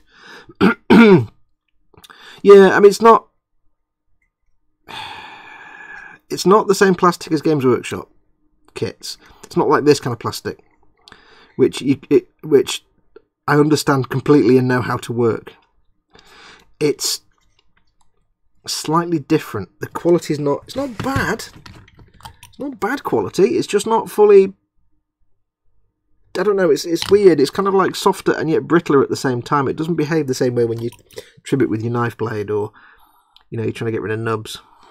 And like I said, with the figures I'm doing at the minute from issue 16, my brush is kind of blue because it's kind of melting the plastic ridiculously. So it's not, they're still nice, it's just not quite the same plastic. Thy creator says, bye guys, got to go off early today. Gross Model's just found his juggling balls. Okay, fine. Balls for juggling. You're juggling your balls, Chris, says Dad. LD, Dad, got to go to the mess on Tuesday to finalise things. The work has been great today. Got loads of crap off the boss, but no longer matters. I just smiled at her. And I think, yeah, LD is changing his job. So it's nice when you're leaving, because then you just think, I don't care, because I'm leaving. Bye. When your current employer gives you nonsense, you're like, face, bothered. I'm leaving. Bye. Gross Model says, well, it would be rude to juggle with someone else's. Ew. The plastic reminds me of little old Fundamentals model kits. Yeah, it's weird plastic. It's like, it's not quite as nice as the Games Workshop plastic. The mouldings are quite crisp, but the details are fantastic. They're nice and crisp. It's just the way it behaves when you trim it, when you cut it and sand it. It's a bit different. And with Simon saying it's made by the company that makes their bases, it is, I suppose it is a bit like that kind of plastic. It's kind of like that. So I wouldn't have expected them to do their full quality expensive plastic production for it, because at the end of the day you are getting them a bit cheap. So yeah, it kind of makes sense. It was kind of almost to be expected. There'd be some not compromise, but there'd be some kind of something where they'd account for the extra money that they're not making. Now I can use my god hands here, if you're wondering, by the way, because this is actually slightly smaller nubs, so I'm not too fussed about using my god hands here. Not that one though. It's a big one there. Doodly-doo-doodly-doo. There we go. Clink.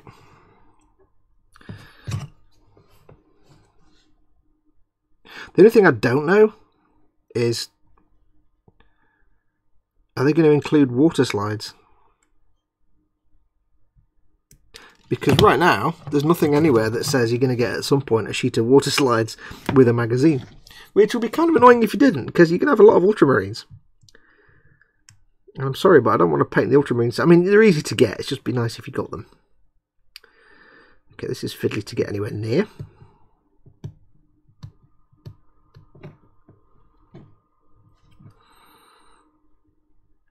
So, I mean, I haven't built the Rhino yet, so anybody out there who's obviously not as delayed as I am on the issues and has built the Rhino, how does that go together compared to the actual Games Workshop kit? Given the different plastic, how does the Rhino go together?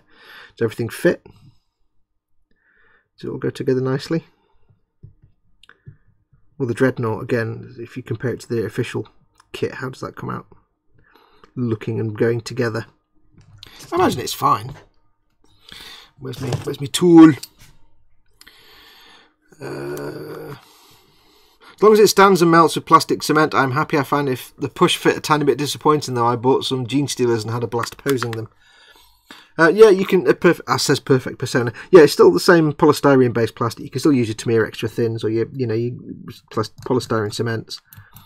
Some of them are push fit because a lot of them are just from the Dark Imperium set. They're the same, exactly the same sprues, and just in different plastic. So they were kind of monopost push fit. So I don't really mind the monopost stuff, the sort of push fit things, because I'm not in the market to be doing any custom work on them. But I can imagine if your thing was to custom build and mix and match heads and arms and things, then yeah, the monopost kits are a bit of a pain. But they're not really aimed at that. They're aimed at people who just want to. I mean, the reality of it is that the whole Conquest set is aimed at somebody who's never done Warhammer before and doesn't really know anything about it, but wants to get into it and doesn't know how to play the game, has never made the models, maybe has got no model making experience. Because the painting guide in the magazine, the steps they're going to have you do, from what I've heard, my little sources here and there, from what I've heard, the actual painting level in the magazine is kind of similar to when you get the My First Space Marine packs, where it's like a handful of Space Marines and 3 or 4 paints, and you get little pots, and it's dead simple, like blue, gold, lead belcher, black, done. It's kind of going to be that. As far as I've been able to find out, that's as complicated as the magazine itself is going to get, which is why I'm doing the standalone episodes, to show you more advanced techniques. But for the majority, I'll just do that. But and then when we're finished at the end, that's going to snap off, I can see that. When we're finished at the end, what I'm going to do probably, if it is just a really simple basic paint job, I'm not going to go ahead and strip them all and repaint them, because that would just take approximately a lifetime. I'll be repainting an entire army. But what I might do is then look at it and think, right, how can I now improve on these? Give them a shade and a wash, and how can I improve on them and make them look cool? Because there will be ways to do that without having to strip and repaint the entire thing. Now I have to say, that's a bit of a panel gap there. That's a bit harsh, isn't it? Does anything go over that? To show that in the photographs, let's have a look. Doodle doodle, you can't really see in the photographs. Although, do we have... Oh, we have some... I think we have some armour to go over that, don't we? I think we have armour that goes over the head, so in that case the panel gap is not that bad. Where's the head? Yeah, it's the head. There's bound to be armour that... Yeah, oh, that's alright. We've got armour. I was going to say, that's a terrible panel gap there, but we've got armour that goes over the head, so that's fine. That's fine. Let's get that glued on.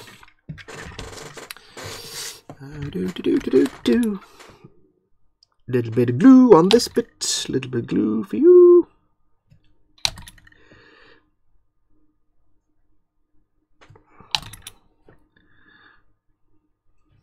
So yeah, I mean the plastic's not quite up to the GW quality, but like I said, at the end of the day, if you think about it logically and with a fair mind, you're getting, if I remember, I don't know the figures off the top of my head, but it's something like 800 or 900 quid worth of kit for about 700 quid or 600. You're paying a lot less if you bought all the kits individually from GW by the end of it. Plus you're getting some extras and other bits and bobs. If you're a premium subscriber, you get the game mats and dice and things like that. So you're getting some other bits and bobs as well that you wouldn't actually get anyway.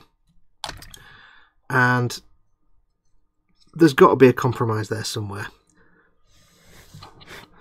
And if it's just that the plastic's a bit I can live with that. Because it's not like they're terribly moulded and lacking in detail. They're actually quite nicely moulded. The detail's quite crisp and it's there. It's a bit of a pain if you're trying to say, you know, use your scribing tool to get rid of the seam line going down the middle of the ribs in the elbow on a Space Marine. It's not the most friendly. Or get around the ribbed bits of a plasma rifle. It's a bit of a pain, but it's still fine.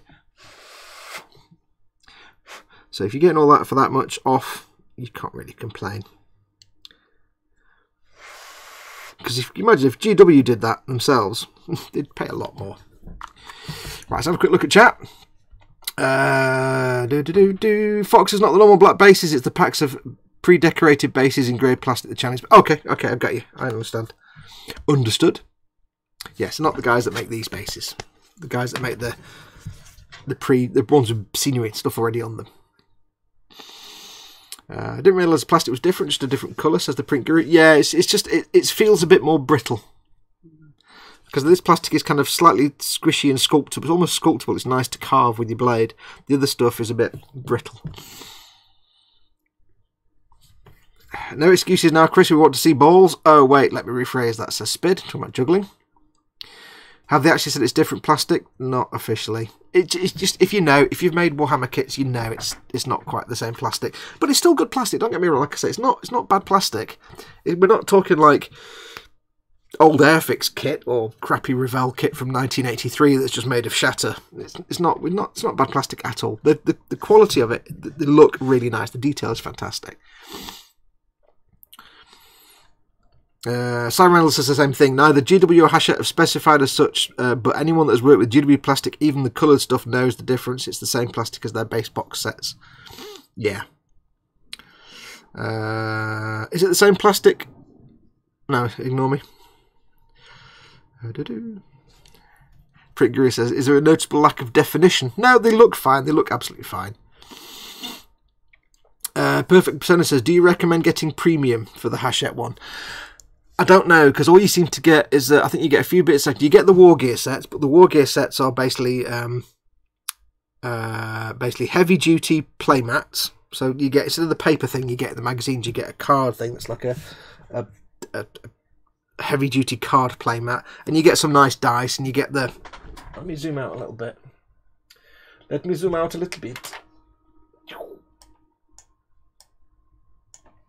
I'll show you what you get. Premium War Gear pack. There we go. Hang on if I can get it open. I don't know what we'll get in future ones, but so far in the two we've got, we've received a heavy duty playmat, which is, I don't know how big it is. If I had to guess, it's probably about 4 foot square, something like that. It's quite big, but it's heavy duty card. It's not the paper thing that comes in the magazine. You get lots of tokens and markers in each one so far. We also get, that you don't get in the magazine, is data cards. I'm trying to make it all not fall off my lap at the minute. You get all these data cards for all your units. So the stats for all the units, chaos and that, and bits of rules, warlord traits. You don't get them in the magazine, so that's quite a nice addition. And you get some dice and a box. What else do you get? I can't remember what else you get as a premium subscriber. I think you might get some extras, little bits here and there, like extra brushes and stuff, but I can't off the top of my head remember. To be perfectly fair, I can't actually get this back in the box now. I'll put this down there out the way, hang on. We've had 2 so far.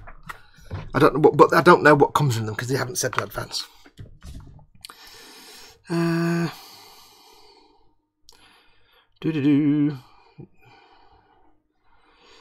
what's happening? I personally would only get a Conquest if you want both armies and the scenery. If you only really want one of the armies, just buy the army. That's my honest opinion, says Simon Reynolds. Or you could if you say you just wanted to get the Space Marines army, you could just get the Conquest ones, but you'd have to subscribe. You can buy them individually on the Conquest website. I think you can buy them issue by issue, and I don't know, but I think it might still work out cheaper. Somebody'd have to do the maths and figure it out, but I think it might still work out cheaper to get just the Space Marine ones, or just the scenery, or just the, the Chaos Death Guard ones. I don't know if it would work out cheaper. The missus getting the Space Marines and I'm getting the Plague Marines, says Perfect Persona. To be honest though, she scares me. She's not a good loser. She's a terrific winner though. Yeah, split it with a friend, says George. That's the other thing, yeah. Split it with a mate. Right, I think it's 4:30. I built absolutely bugger all. It's like a motorbike at the moment with a head, looking kind of cool. I've got not very far, but it's 4:30, so I think it's time for us to do some sticker giveaways. So let me put that to one side. We have 3 stickers again this weekend. This weekend. One of Dad's, one of mine, and one from the Sprue crew. I need to get my pen of writing. And I'm going to write some words on the back. I'm going to write the word moist. I'm going to write the word probe. I'm going to write the word limpet on that one. There we go. Simon Reynolds says, what's the full cost of Conquest? Like 800? It is something like, yeah, under 800 or something like that, I think. If somebody can have a quick look on the Conquest website, I could probably tell you, to be honest. Although it's not finished yet, so I don't know. Right, so we have 3 stickers. Scaly models, moist, probe, and limpet. Now, if you've done this before, you know what to expect, but if you've never done one of these before, the first thing you need to do is refresh your browser window and drag the slider across, because by this point in the video, the video and the live chat are out of sync, especially if you're on a slower connection, so you could be a minute behind. So refresh your browser window and drag the slider across the right-hand side so everybody can be up to date. All we're going to do, I'm going to ask a question. The first person in chat to get the answer right wins a sticker of their choice. Keep in mind, you don't see the same chat as me. When you type an answer, it appears in your chat straight away because it's gone from your keyboard to your computer. It's gone from your computer nowhere. You're seeing it instantly. It still has to get to YouTube. So I see the chat as YouTube receives them. So you'll always appear first on your own chat. Well, it'll always appear as soon as you type. That's not how it goes. So you might think you're first, but you might not be. So keep that in mind. And all I'm going to do is ask a question. Whoever gets it right first will win an sticker. Right, let's have a look. Jimmy Bone says, I'm only getting the ones I can get in my local newsagents. The problem with getting them, if you're not subscribed, Jamie, the problem with getting it from a newsagent or anywhere like that is they don't tend to carry it for the full run. Like my local newsagents, they carry the first 3 or 4, then they just stopped. Because if they don't get people subscribing, after a few weeks, they'll just drop them. And you see it in my local newsagent. They'll always have the first 1 or 2 issues of most subscriptions, be it this or Build the Bismarck or some of the football and other things like that. They'll always have 1 or 2 issues to see if anyone subscribes, and if nobody does after the 3 or 4 issues, they'll just stop stocking it. So if you want to make sure you get everything, you really need to subscribe, ideally, either through your newsagent or directly yourself. Let's have a look. Asda are carrying the full run, I asked on Friday. Oh cool, that's alright then. But of course, you've also got to depend on them having one in stock and everybody else buying it. So it really makes sense to subscribe. It just turns up on your door once a month. Right, so let's come up with some questions. Now, Scott Sutherland did send me some questions. Okay. Right, we have, thankfully, 3 questions for 3 stickers. So, Jamie says he's on the 33rd issue and his local news as it said they will do the full run. Nice one. That's all right then. Awesome. Paul at Team Inept says Scapper Flow Puffin Jarl. Simon Reynolds says you can actually buy individual issues from Hachette 2 handy if you just want one army. Yes, obviously the run hasn't finished yet, but they will allow you to buy just a selection of issues. Like I said before about like D'Agostini having that 1/8 scale Porsche, that's quite an old partwork. Typically, these partwork companies will still have an entire back order of all the ones that they've done. So even like, 5 years from now, you can probably come in and order these one by one. So it depends how you want to do it. Anyway, right, so first question. This is from Scott Sutherland, our good friend in Orkney. So, first question. Right. Don't know if you'll get this one. This may be remember, I don't check these for accuracy, so I assume they're correct. First question. What is the only official rank of the British Army that is allowed a beard? Go. What is the only official rank of the British Army where it's permitted to have a beard?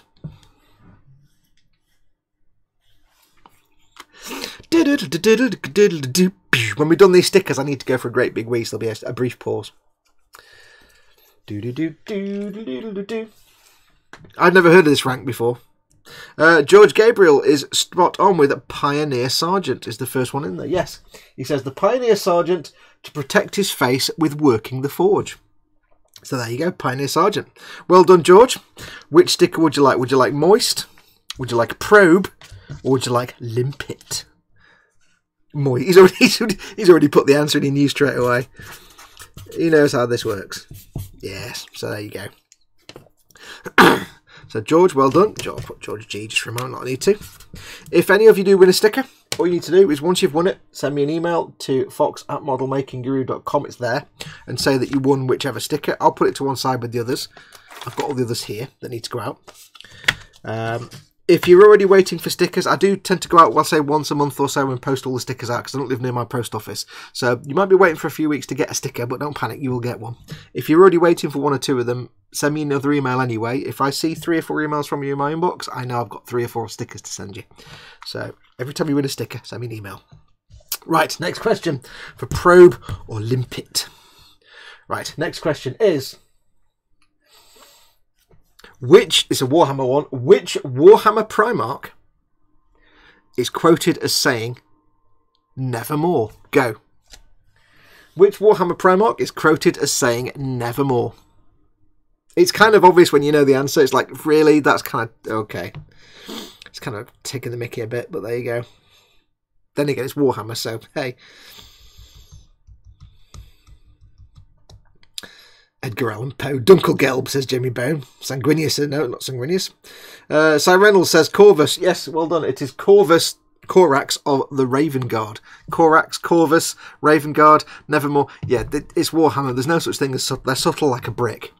His name's Corvus Corax. I don't know. They're really not subtle at all, are they?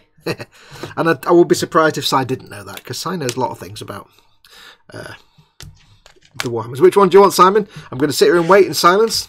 I'll have the limpet jobby. You've got a sprue crew. Cool. Si Reynolds.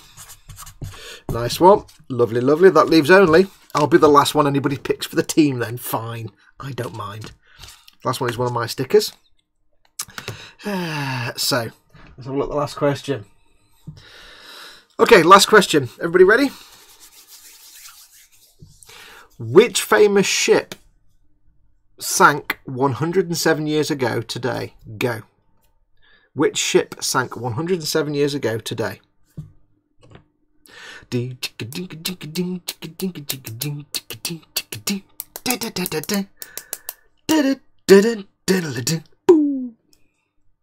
As soon as I did that, the chat popped up. Print Guru with Titanic. Well done. Yes, it's the Titanic. Sank 107 years ago today. So, Print Guru, I won't ask you which one you want because you've just done that. I was kind of hoping when I did that countdown music that the moment I went, boo, somebody would put the answer in and it popped in. So, well done, Print Guru. You've won yourself that. All three of you. You know what to do. Send me a mail, fox@modelmakingguru.com. I keep nearly saying Fox e-models there. Isn't that right? Send me an email, just say which sticker you've won, and I'll put it in the pile to go out. The Print Guru says, probe me.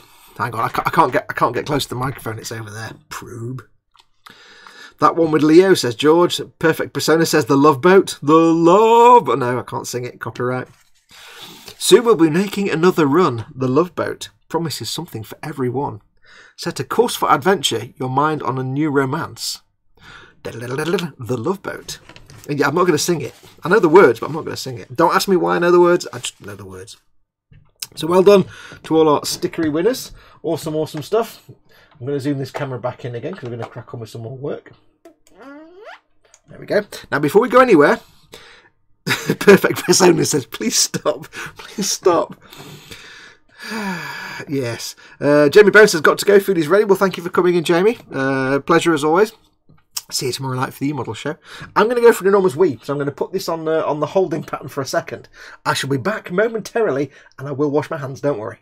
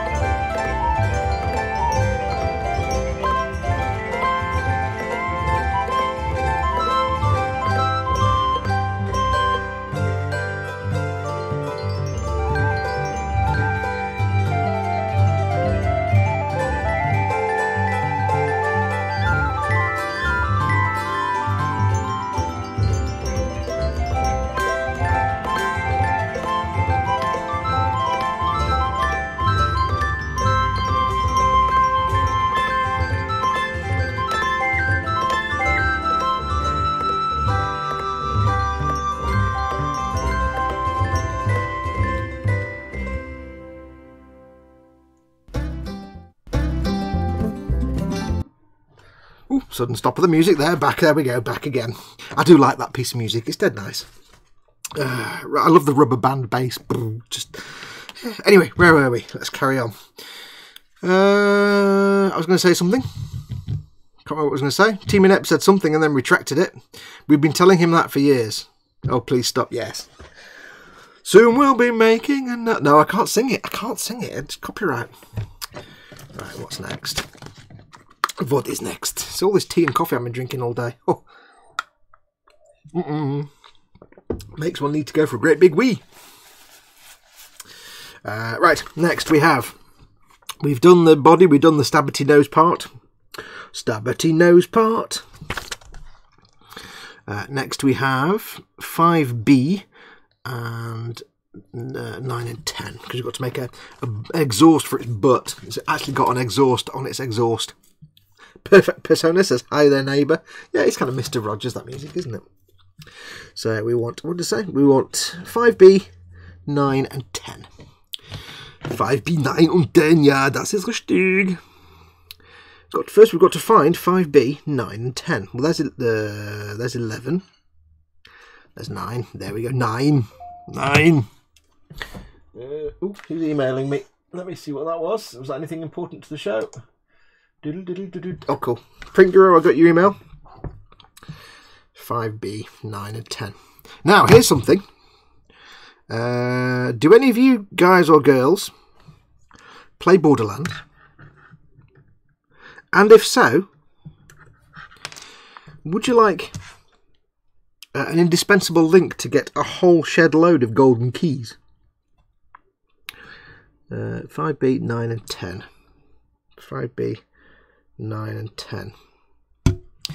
If so, I found upon my travels a few days ago a website that actually lists... Oh, where's it gone?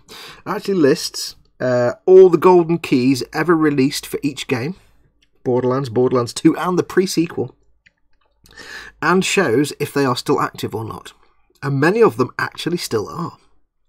There is one that gives you 100 golden keys and it's still active. So if you'd like me to, well, before the show finishes, remind me or ask me, and I will put a link in the chat for the 3 websites where you can go and find all the golden keys that you'll ever need. I'm currently rocking something like 230 golden keys in Borderlands 2. I've got like about 80 in Borderlands 1, because the remaster one has golden keys in it. And I've got God knows how many in pre-sequel. And it means I basically started Borderlands, the remastered Borderlands Game of the Year.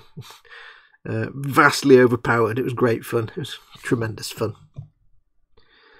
So let me know and I'll put some links in the chat for you. Where's the nub on that little tiny bit here and I can't quite find the nub? Well, if I can't find the nub, it kind of means there's nothing for me to clean up because it's kind of not nubbed. Cool. Nub denied. I hope you enjoyed your wee Fox. It was most pleasant.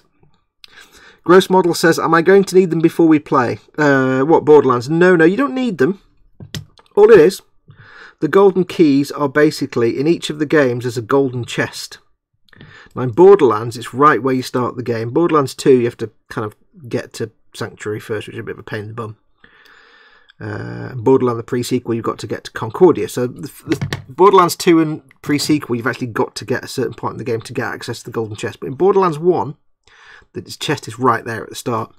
And all it is when you open the chest with the golden key, it gives you loot, as in weapons and equipment, that's actually... that you can use at your level, but is significantly overpowered for that level. So it might be your level 2, and you get a level 2 gun that normally would have damage 40.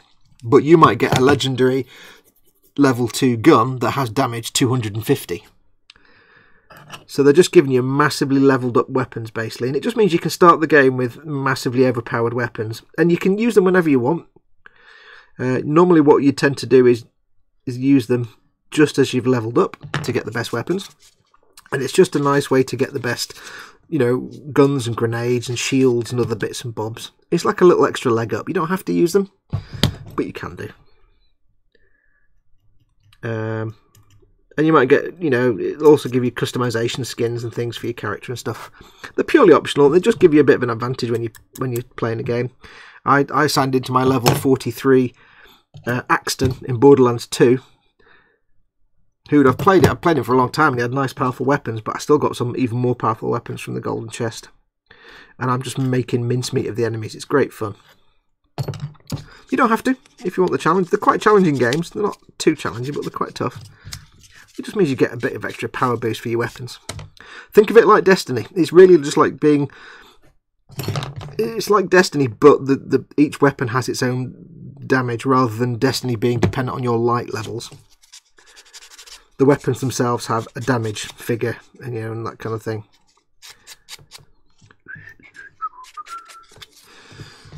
Let's have a look. Oh, perfect. Well, I need to sleep. Thanks for the company. Thanks for coming in, Perfect Persona.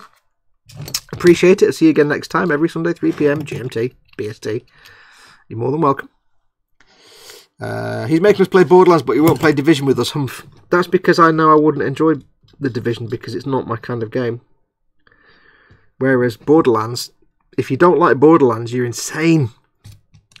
Because it's loot, and it's nonsense, and it's shooting. It's like I said last week. How can you not like a game when you get a shotgun that fires swords that then explode on impact and release smaller swords that also explode on impact? How can you not like that? How can you not? It's just, it's nonsense. It takes all the thinking out of looter shooters. It's just great. Although I have to say, Chris, I did catch only a very brief little bit of your stream last night on Team Inept, and you looked really good and the sound was great. It was all in sync and everything, so I don't know what you changed, but it all worked very nicely. I wasn't in there for long, so I couldn't join in the chat or anything. Just popped in. Right, so let's get these attached. So the only difference is nonsense. Here is your petard, sir. Oh, hoist by my own petard. I played Division earlier with my mate. It's a lot easier with endgame weapons in the regular game. Had to step away for a bit, says Jonathan. Shift codes. Yeah, it's basically they list all the shift codes. I used to have modded weapons that obliterated everything, made playing hilarious. That's great. I like that. Well, I've got, like, right now, the only thing about Borderlands 2 I didn't like was in Borderlands, I loved combat rifles. I adored them. They were great. If Borderlands original, if you had a caustic, or a caustic, it's not caustic, isn't the word, but if you had a caustic combat rifle, you could own everything. Borderlands 2 kind of did away with that. It was a shame. Ended up having to go the pistol and SMG route, which is fine. It's just, you know, I miss me combat rifles, because all the assault rifles in Borderlands 2 were like Torg, explosive, and slow fire rate. That's what I had to get used to doing. Or they were, you know, high damage. If they had high damage, because I played basically Borderlands 1 with just combat rifles, but if they had in 2, if they had high damage, you guarantee it was like uses 4 bullets per shot. Oh, okay. That's no use then, is it? You run out of ammo like nobody's business. So it took the fun away.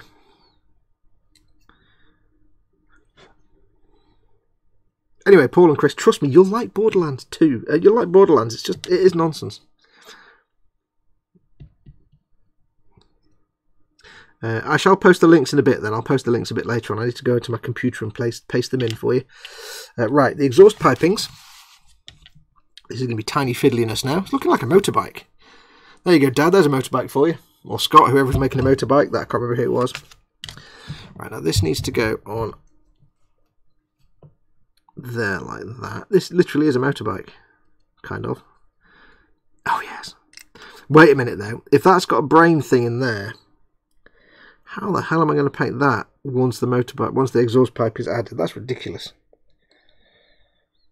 Do I want to add the exhaust pipe now? Or later? Maybe it's not brain coloured. Let's have a look at the leg end. Does it show us on the instructions any close-up shots? Close-up shots. No. No. Let's have a look on the box. Let's consult the leg end. What did the professionals do? they didn't take a photograph of that bit. Oh, fudge. Okay, they've got it in there with gold inside. I think they would have glued the exhaust pipes on later, because there's no way you can paint that in there once that exhaust pipe is on. No matter how, I don't care how good you are, that ain't going to happen. So, I'm thinking then we should be leaving the exhaust pipings off. But I don't know if they attach to anything else. I don't think they do. I don't think there's any other attachment that's dependent on them being there. I'm just looking through the instructions now to have a quick check. No, they look like they're fairly free floating or freestanding. I think what I can do is leave them off. I think. Leave them off and then attach them later. That works fine. What I will need to do is drill a hole in the exhaust pipe though here to hollow that out. So I might do that now. Oops. What's chat doing? I wish games would have put more info in the instructions about painting order, says Adster. Yeah, they never have. They never really have, because they leave it up to you. It's kind of the fun of it, I suppose. And that's why the Warhammer TV thing came about, because nobody knew how to paint them ever. Right, so what we're going to do, we're going to have to attach this little bit to the exhaust pipe now, so let's just do that now. It's a little tiny piece that goes... How does that even go on? I can't even see it, never mind to attach it. Tiny thing time. So it goes that way, maybe? No, it's gone, there it is. The tiny fiddly parts is never a good idea. Oh, never a good thing. Right, where's that got? There it is. That's going to go on there like that, I think. Why, if ever there was a case of inflating the part count artificially. Yeah. There's no reason at all that needed to be a separate piece. I mean, it's nice to give you the extra bit, but that did not need to be a totally separate part. For the sake of having a bit of exhaust pipe hole that you can see. Yeah, there's no benefit to that being so. It's fun though. It's all nonsense. Right, so that's on there.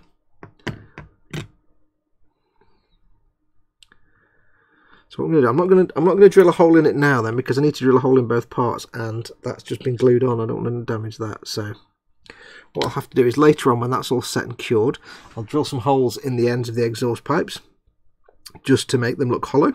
So we'll put that to one side, and we're not going to glue that on, but that would sit there like that. Oh, I could drop it, that'd be fine. That will sit there like that. It will lock itself in place if I do it not upside down. Is that the wrong end? That's the wrong end. There we go. That will sit like that on the end. But I'm going to leave that off just so that I can get into this, because I can always glue that on at the last minute. If I make sure there's no paint in these little recesses, I can put a tiny bit of blue tack in there to keep them off. And at the very last minute, just glue that in place, no problem. So I'll put that to one side. I'll put it in one of these. There we go. Cool. I wonder how long it takes designer to design a model like this. I don't know actually, I don't know how long it takes them. In the old days, they used to have to physically, in the days before, you know, computer-aided design, they used to physically have to make the models and then take moulds of them. Nowadays, of course, it's all on computers, so maybe not that long. I mean, probably not maybe like a week's work to design it, but then it has to go through product testing and approval and analysis, and does this work, does that work, does it look good?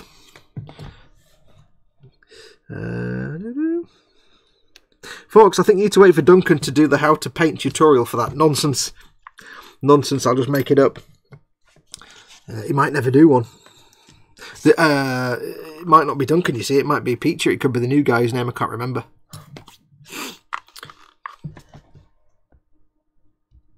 Okay, all is well in Candyland. Paul was doing his rounds. Yay, says Dad.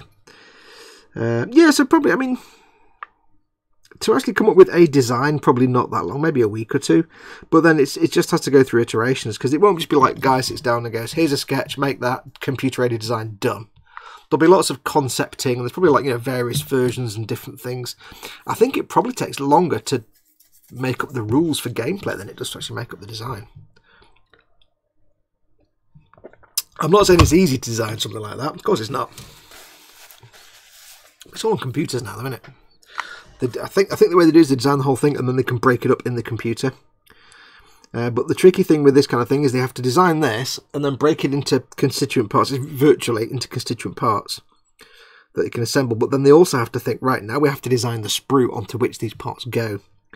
So actually thinking about it, it probably does take a while. You've got to design that, break it into parts, and then figure out how to put those parts onto sprue, and then design that sprue as well. Yeah, I'll just shut up. That model you're making is screaming at me to turn into a demon bike, Fox. I may have to get one. It does look like a motorbike. There's me, a guy sat there. It's just, it's going to have lots of legs sticking out. But yeah, you could put wheels on it and make it into a motorbike. That'd be cool. Right, we have... Oddly, we're not doing the other exhaust pipe yet. We have 17, 13 and 15. Okay. But this is the trick with any kind of model. You want to be thinking about painting order. So I'm keeping in mind while I'm assembling this, like when I did those exhausts, can I get to that bit to paint it? Can I paint? If I glue that on now, is it going to make my life a nightmare? So always kind of be keeping that in the back of your mind. Try to figure out the sub-assemblies you need. Don't just go in straight in and make the damn thing. Always keep a little bit at the back of your mind, thinking about how is this going to affect the painting. 15 and 17. 15. 13. 33, 29. Yes, we're done. There we go. 17's there. I can use my good nippers for that. It's not a big chunky thing. Where I can get the nippers in, I'll use these, but for the most part, I'll use my crappy ones. And 15 we need. 15. 15 is... It is weird how the numbering is so uncoordinated on these sprues that you end up just having to look for the part rather than looking for the actual number. I find myself hardly ever looking for the actual number. There we go, 16. No, we're not 16, I want 15. There's 15. It's actually easier sometimes just to look for the part than it is to look for the actual number. There we go. So we've got 3 parts there. I bet the sprue layout is automatic. No, I mean, I've watched video of people designing sprues, and they basically get all the parts. It's almost like you get all the parts and you have a square and you have to put all the parts in, and it works out the channels, but you still have to line all the parts up and set where the attachment points will be. I think that's how it works. I did watch many years ago a video of the guys at Fine Molds. No, it was the guy. It was the video of them designing Gunpla, and it was showing a guy.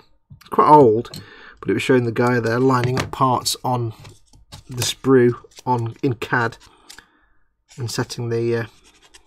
Looked like it was like, you know, lining up where they go and where the attachment points would be and stuff like that, which is cool.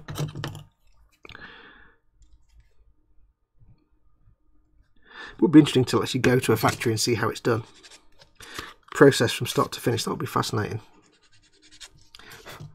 And that's the thing about Games Workshop. You may not know this, which when we were saying about all the, you know, the Conquest stuff being made in China before, you may not know this, but Games Workshop production for their kits is entirely in-house. They're designed in-house and they're actually manufactured on the premises. The factory where these are made is the same place as everything else, in Nottingham. They added a second building recently just to have more manufacturing space. And more machines. They actually manufactured in-house on the premises at the headquarters, which is quite nice. It's not all outsourced like the Conquest stuff is. I mean, obviously there's some stuff that's outsourced, like Simon was saying with the bases and stuff. Some stuff, yeah, they don't make the paints themselves. That's a third-party company made in China, I think they are. I think the paints are made in China, I think. There is some stuff they don't make on in-house, but all the physical plastic products, the kits and Forge World stuff as well is made in-house. I think Hornby could learn a lot from GW's production facilities at Zadster. I think Hornby would need to burn their factory to the ground and start from scratch to learn anything, because Airfix at the moment are just, in terms of Airfix on its own, they're so far behind the curve. They've got a lot to do to catch up. I mean, you know, taking them forever to come out with new kits, and the quality it's all right. Some of the new stuff's pretty good, but I don't know, they just, yeah, need to put a lot of work in to get themselves up, because, you know, Airfix right now are having to compete with people like, you know, Dragon, Tamiya, Trumpeter, manufacturers like that, where including things like photo etch and everything else, and exquisite detailing and all that kind of stuff, has been around for years, and they're professionals at it. And here's Airfix, raised from the dead, with almost no kit, no toolings, nothing.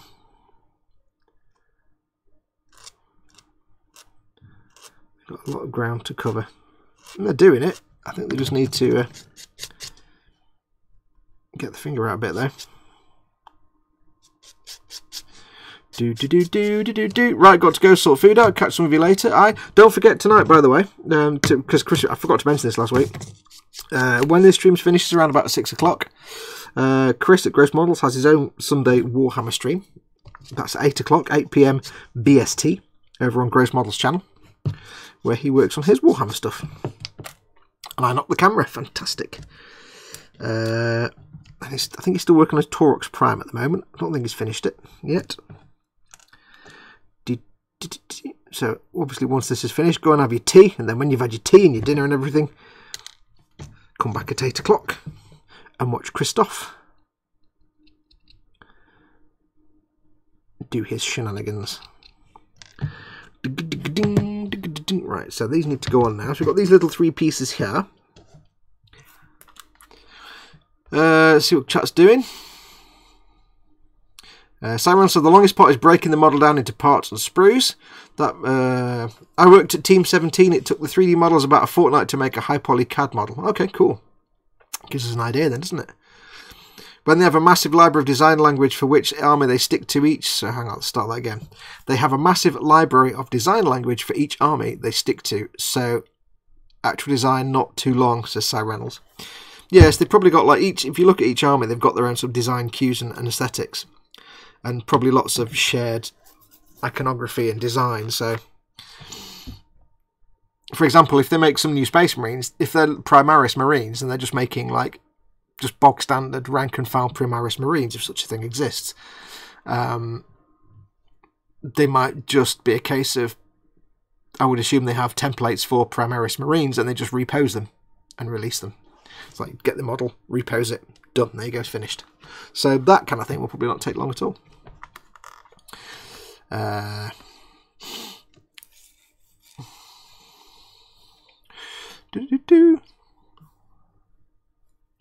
Reynolds says it's not at all. GW has sprue and instruction designers which receive the CAD model and essentially slice it up and write the manual. Oh, cool. I didn't know that. All done in Nottingham, says Zanster. It's like a good old biscuit factory. I wonder if it smells of melty plastic there, says the print guru. I reckon a premium detailed spiffy Airfix lamb would really profitable. It would, but they need the money to get to do it. That's the downside. Chris has put a link in, or sorry, Paul at Team Inept put a link in for Chris's live stream tonight. The missus is making feed me noises, says Cynical Mag. Got to go, call it a day. Latest Fox and ciao for now for the rest of you. Thanks for coming in, dude. Yeah, it will be fascinating to go to see the the manufacturer process for model kits. I would have no interest at all in going somewhere like Airfix at all. Just no. That's like watching somebody do some tinker with stuff in the shed. It's just, I'm no interest in that.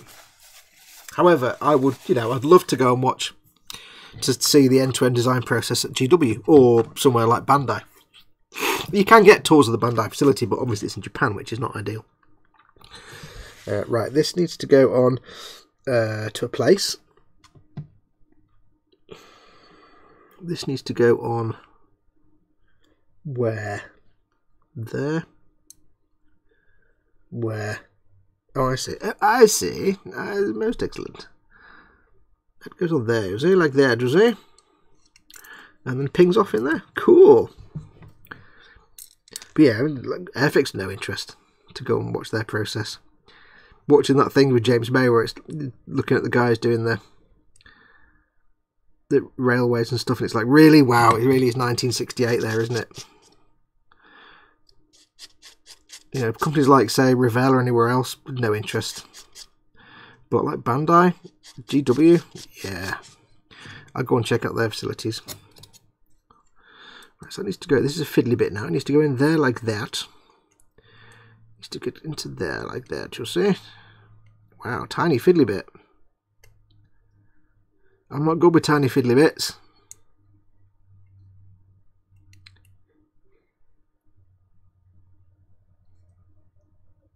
Especially when one of the bits is actually slightly bent out of shape. That doesn't help. Okay, I'm going to glue this bit in first, I think. Just to get it in there.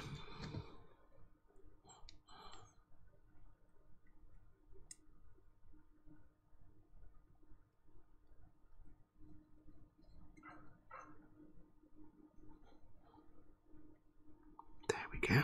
Almost in. I'll glue that top one in.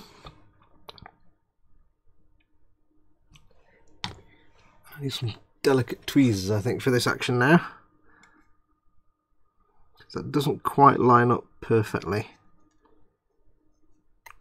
I think it's been bent a little bit, which is not ideal.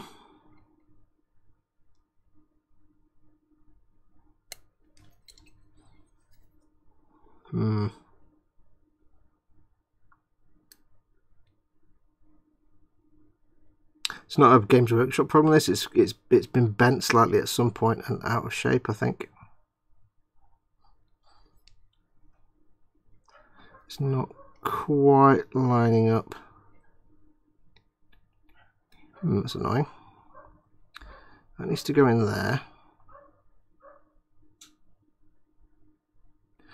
The top one is the one that's bent out, so we'll get the bottom one glued in, I think. Get that in there.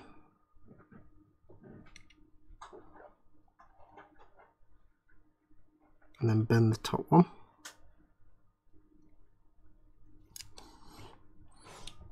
There's a bit of rum. Never come across a bit that doesn't fit before. How rare.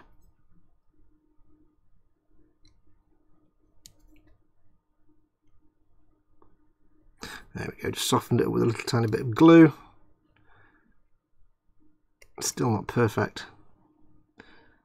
It's not ideal, that, is it? Oh dear. GW, you've got an issue here, mate, with this part.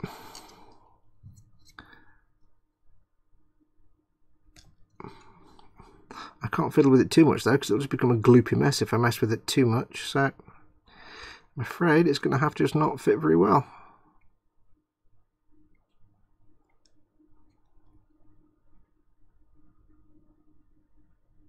Oh well.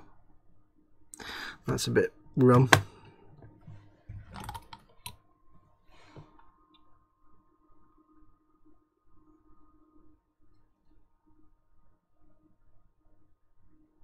If I keep manhandling it too much, I'm just going to make a mess of the part. So I'm afraid that's going to have to be slightly misaligned. Not massively, just there. It's just noticeable.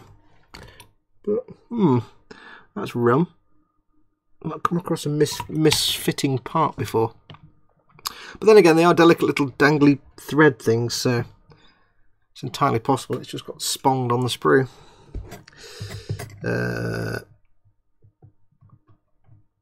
Let's have a look. Zed says, in that James May series, I was amazed to see This Is Airfix, that they used an agency to 3D print stuff and it took ages to get stuff back. I know, that was ridiculous. I think it's basically because Airfix are so out of the loop that they haven't got everything set up. You know, if you're making models, you want to be able to create a design, rapid prototype it there and then, like within a day, see if it all works, go back if it doesn't, change things, tweak things, rapid prototyping. That's the whole point, rapid prototyping. And they didn't. They had to send off the design for a Scale Extrix car to a third-party company to then print it out. It's like, really? And then they could tweak it and see if it could, you know, need to make any changes. Like, wow, that's just pathetic. So, yeah, it was not impressive. I don't think they're much as I would like to think they'll survive. I don't know. If all they've got are the, you know, top of the range aircraft kits that they keep coming out with, which are nice, but there's always a but.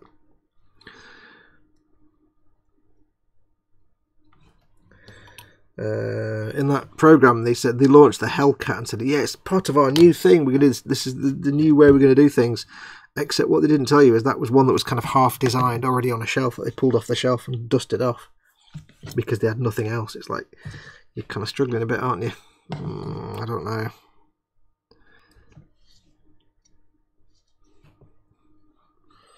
This goes there. Goes there where? This goes there. See, the only thing is you've got to glue on these little bits here, but they're not exactly orientation locked. There's no guarantee you're lining this up, but there's nothing to compare it to or line it up against. So I can't say for sure that I've got this in the right position.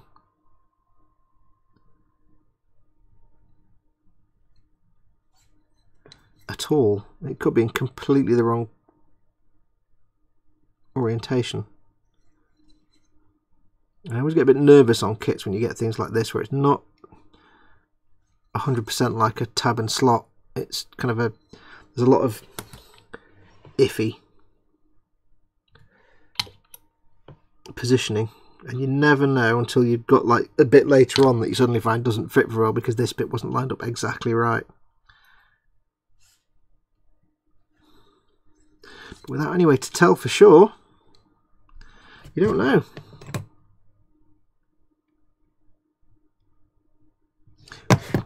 Because that can wiggle around in all directions and they all look about right, so I'll have to hope that's in the place. Okay, so that's those on. What are we doing now? What's chat doing? Back before they reworked the Warhammer World, if you went into the Warhammer World store, they had a window at the back of the store where you could watch the process. Cool. This is back in the day of the white metal minis though, where the cool to watch though, the metal was poured into a mould and spun in essentially a centrifuge. That's still how they make the resin kits. At Forge World, the moulds are big circular things, if I remember rightly. And again, they pour the resin and spin it. But which is why they kind of put as many things as they can on one mould though, which is why sometimes you'll see a kit discontinued and a totally unrelated kit discontinued because they're both on the same mould. So you might have, you know, they might withdraw a particular Horus Heresy, Space Marine, whatever, but they'll also withdraw an Iron Legion soldier because they're both on the same mould and they had to get rid of the mould because the mould ran out, expired. That's that bit. Then on the other side we've got 14, 16 and the exhaust as well. So I've got another one of these dangly things that didn't quite fit. Let's see if we can get this one to fit on the other side. Oh, we want 16, don't we? Which is there, I think. Yes, I would love to go and check out the, not just the manufacture process, but the whole process from start to finish, like start with the design and everything. See how it's done. 14 we need. 14. Can't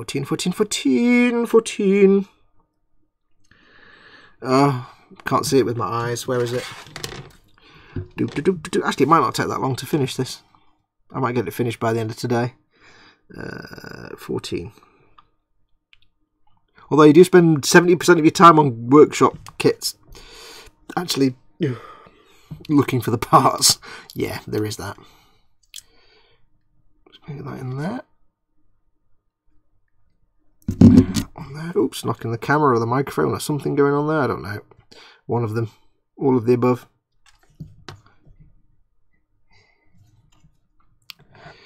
I've got to do this off camera because I need to get it out here so I can see it. Just give me a second. Apologies.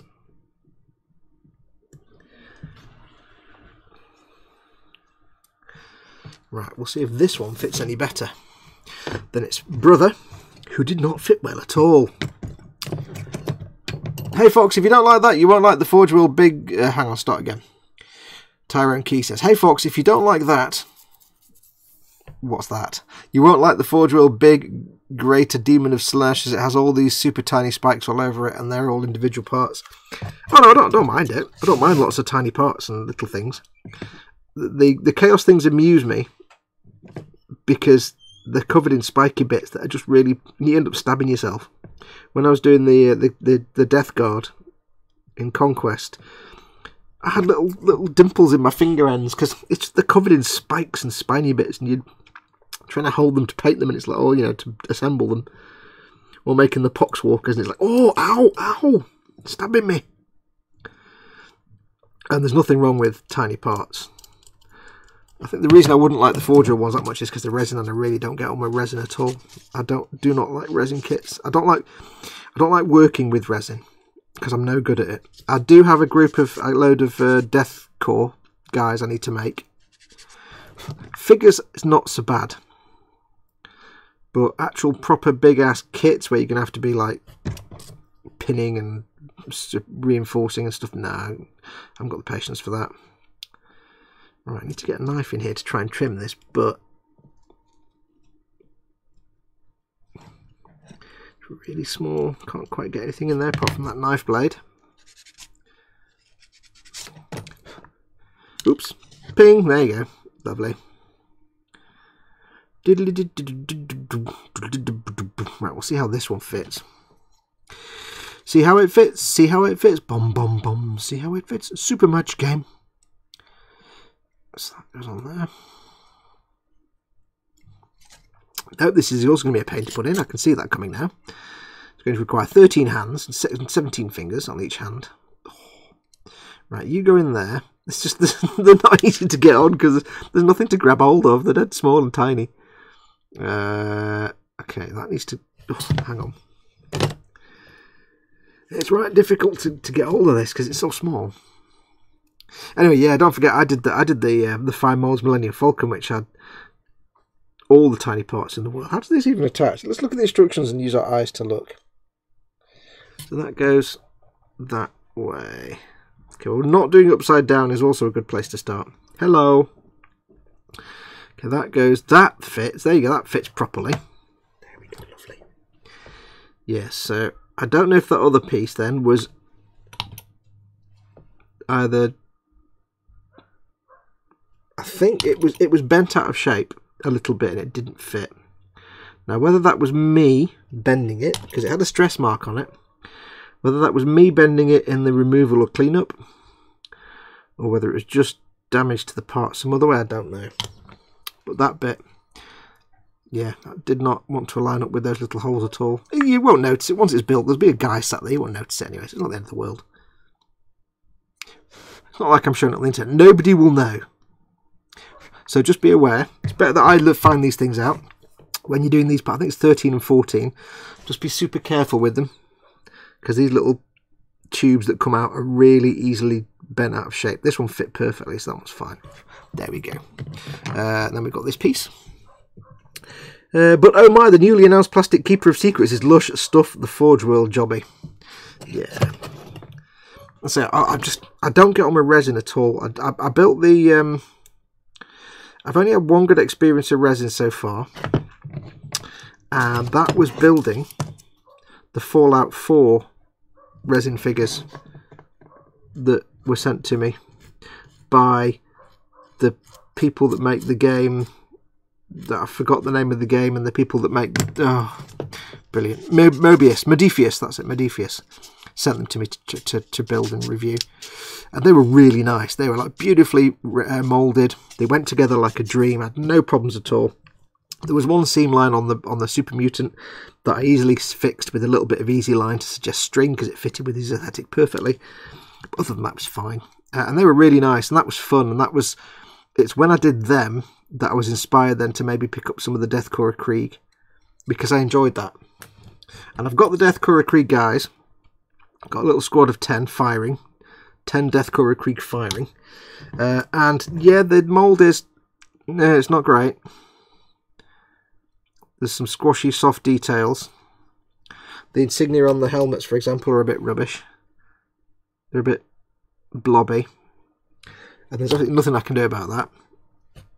And I did contact them, and just in case I got a bad moulding, and I said, hey, they come out a bit soft in places, can I get a replacement? They went, actually, it's just because they're old. They're like 10 years old now, and you have to expect shonky moulding here and there. And I'm like, yeah, okay, fair point. And that's the thing with resin. If it's a brand new kit, you're probably going to be all right. If it's an old kit, you see what you can get. My dream come true would be if one day they released Death Courier Krieg in plastic. I'd be so happy because they're fantastic models. But you know, hey, I can take the resin. I will if once I've done the guys I've got, the squad of 10. It's expensive. It's 45 quid for a squad of 10. If they go well, and if they come out looking good, and if I enjoy the process, I might expand and get more Krieg. Because I do like the Krieg look, the sort of World War I French/German combined. So I might get some more, and I might have a little squad of them. And when I do eventually get around to playing, of course, I've got the index, the Forge World index for Imperial armour, so I can play my Death Courier Krieg. I've only got 10 guys right now and no vehicles, so it's a bit rubbish.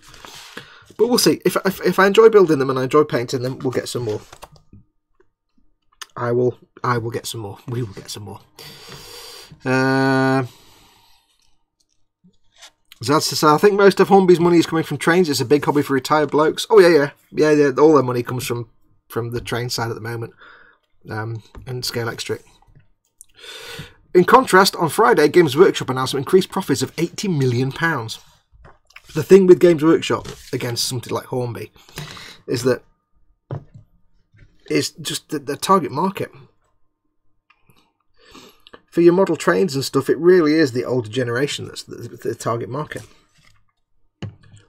But they're just selling a model for the train thing, and that's got a market too. But it's not the biggest thing in the world. Whereas the Games Workshop, they've got two branches. They've got the game, the tabletop gaming, but then they've just got the awesome models as well. And it's a much younger target audience, and they're kind of able to play on that. And they've got massive social media presence. They've got very, very clever, canny and smart internet presence and social media presence. The PR team at GW, ever since the new CEO over the last few years, they've really become absolutely kick-ass. And they build on it worldwide, whereas Hornby, model trains, nothing wrong with it. It's never going to be a massive market like anything else. Right, I can't find this pot. There it is. But if Airfix were to up their quality, if they were to suddenly somehow be able to set a massive investment into Airfix to bring Airfix up to a modern standard, and they're starting from a disadvantage because when the new management took over, a lot of the toolings were just gone and thrown away because of previous management incompetence. If somehow Hornby could invest a shed load of money in Airfix and get them completely up to modern standards, then they'd have a chance. But they'd have to really be able to compete with the likes of Trumpeter, Fine Molds, Hasegawa, Tamiya, companies like that. At the moment they're kind of depending on their middle-aged British model makers, but that can't last that long. At some point they're going to have to realise that there's a whole global market out there.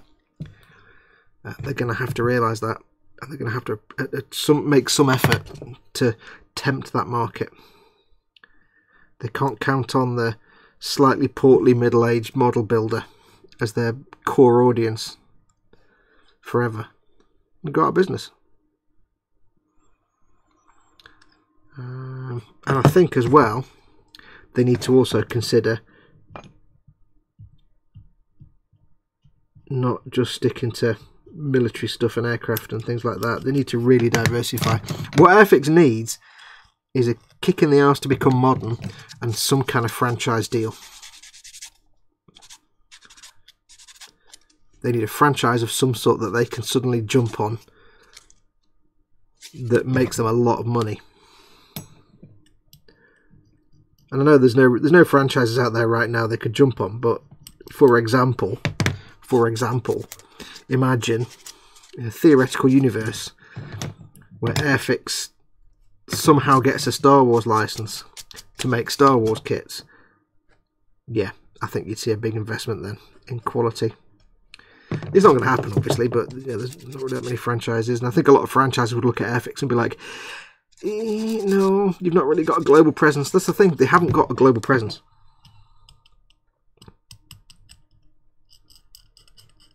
And that's the problem. That's what they need to fight at. They need to work on that to get that global position, that presence.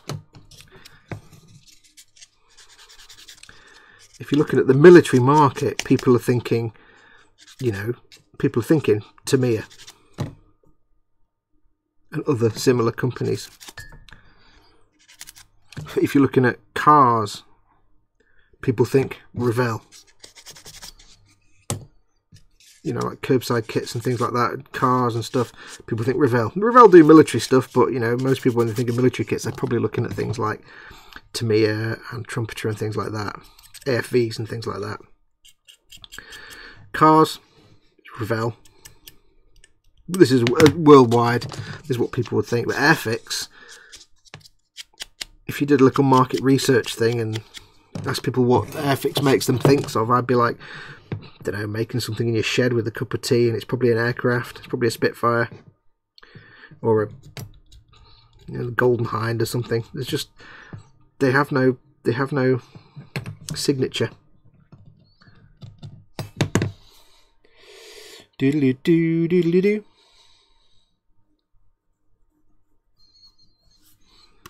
So that's the shame for Airfix. They need something. They need an injection of money to modernise, and then they need something to revitalise their brand image. It sounds really corporate to say, but they need it.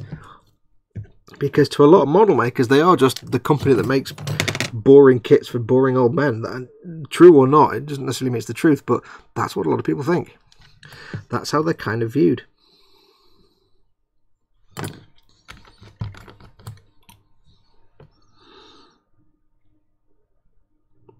You know, if you do market research, focus groups and stuff, and you ask people different brands and what they think what they make them think of, you know, you ask them Tamiya, they'll say tanks, remote control stuff. If you ask them, you know, Trumpeter, they'll think armored vehicles. Hasegawa, they'll think either eggplanes or aircraft kits. Revell, they might say, you know, cars. Bandai, you'd say Gunpla or Star Wars. And so on and so on. You know, it kind of adds together. We're going to put this to one side. There's an exhaust pipe. We're going to put that to one side again. We're not going to add those. They have Airfix. If you say Airfix, they'll be like, I don't know, middle-aged blokes, aircraft, Spitfires. They need to modernise.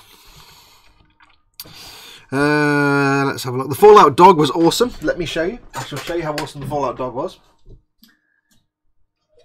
Because there's Dogmate. Dogmate. I'll see if I can zoom in a bit for you. Doodaloo, doodaloo. It's not a really good quality image because it's zoomed in, but there you go, there's Dogmate.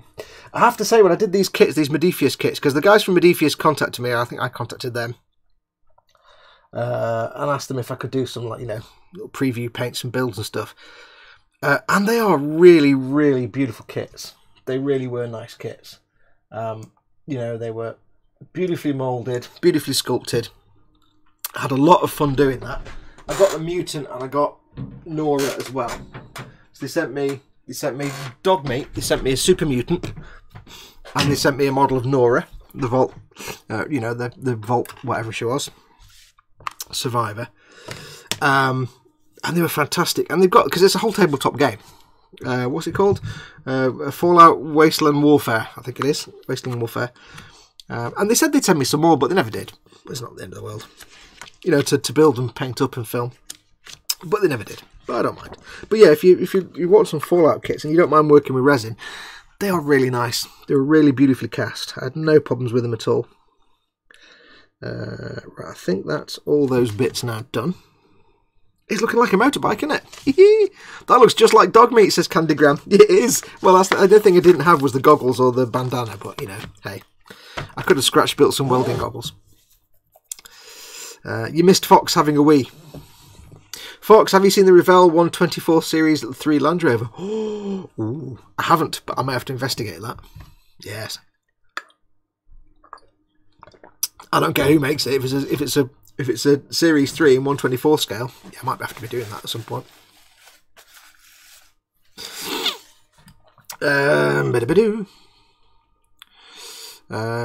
Print Guru says they also own their own IPs. I assume this is Game Workshop, so it's a lot of money to them. Yep. Oh, got sniffles. Doctor Who would have been an ideal franchise for Airfix. They started off okay with the TARDIS set and Daleks, but after that, nothing. Yeah, but there's not. I don't know how much you could do because it's mostly figure kits. So it'd be mostly figures. There's not exactly a lot of vehicles and other things you can do with Doctor Who, really. Tyrone says, hey everyone, question. I'm going to be painting the cloak on my Skitarii Rangers and was going to do an Iron Maiden inspired colour scheme. So what colours would be most appropriate? I know nothing about Iron Maiden. Where's Dave Barker when you need him? Where's Dave Wisder Barker? Dad, if you know where he is, give him a shout, get him to come in. He'll be working. But I don't know. That looks just like, oh yeah, done that one. Landy would be a good E-Models build, not due until October though, says Zadster. It might be. I could give it a go. I mean, hopefully by then I'll have finished the Millennium Falcon, the perfect grade Falcon. So I shall keep that in mind. Ooh, headset keeps falling off. I shall keep that in mind because hopefully by then I'll have finished the Falcon. Oh no!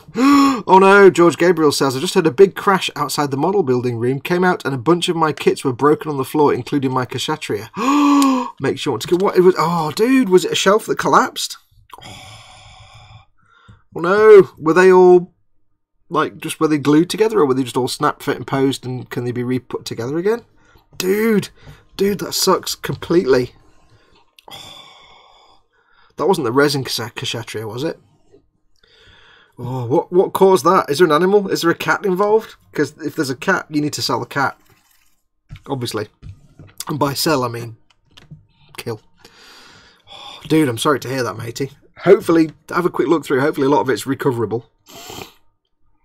Oh, if they're Bandai, if they're Gunpla and stuff, maybe you can recover them by, I don't know, if it's some of the joints are broken, maybe you just have to glue it into place and put them in a pose and you can do it that way. What was it I did? I had a, it was the, what was it? There was one, remember the one I used for the How to Paint Gundam Dead Simply one? It was it looks like a strike, but it's not a strike. I've forgotten what it's called. The Impulse Gundam. It was a little HG, it wasn't very good, HG kit. And that was just snapped together, and I did some bit of gunk washing in that video. It's not a very good video. It's long out of date now, that one. It's been replaced since then, but that fell off the unit. It was stood on, that broke. I think 2 of the knees broke and one of the arms snapped off, and the joints were knackered. So all I had to do was, I just literally cemented them in place. I've got it into a pose and just glued it. And then I thought, right, it's in a fixed pose now. There you go. And it kind of worked, because then I can paint over it. So George says, they were snapped fit, but pieces actually broke when they hit the wood floor. I'm going to try cementing them. Good luck, dude. Not really sure what happened. I think one fell back into the Kshatriya, and then she fell forward, took a bunch with her. Yeah, the Kshatriya is a big girl. She'll take a lot with her. Looks like it's time to start an orc army then, says Tyrone to George. Yeah. There you go, George. It's a sign from the heavens that you need to start doing Warhammer now. Yeah. Well, I'm sorry to hear that, George. That's awful. But hopefully, you can do some repairs with like gluing and fixing and fixed posing. When you get your Sazabi, that's going in a little glass case. When you get it, you're going to put it in a glass case on its own, away from anything else, because you don't want that breaking. Yeah.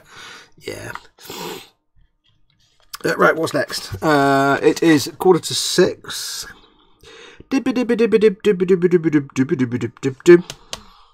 Should we start a leg or should we just leave it now for I think we'll leave it for I don't start anything else now on camera because it's going to take me 10 minutes to get the parts off anyway. So we'll put that there. I'm now a little bit shocked now because I'm sad for George. I'm sympathetically sad with George now because of breakage. So I'll bring these back just to get them off that other bit there, and I'll put them away again in a second. At least you've got something to look at. Hang on, let me zoom out. There we go. I feel sadness now, in sympathy with George. No. Well, good luck, dude. Hopefully you can fix a lot of them. Kashatra being the main one there, I think. Oh, nothing worse. Nothing worse. Downside having a wooden floor, it's not squishy.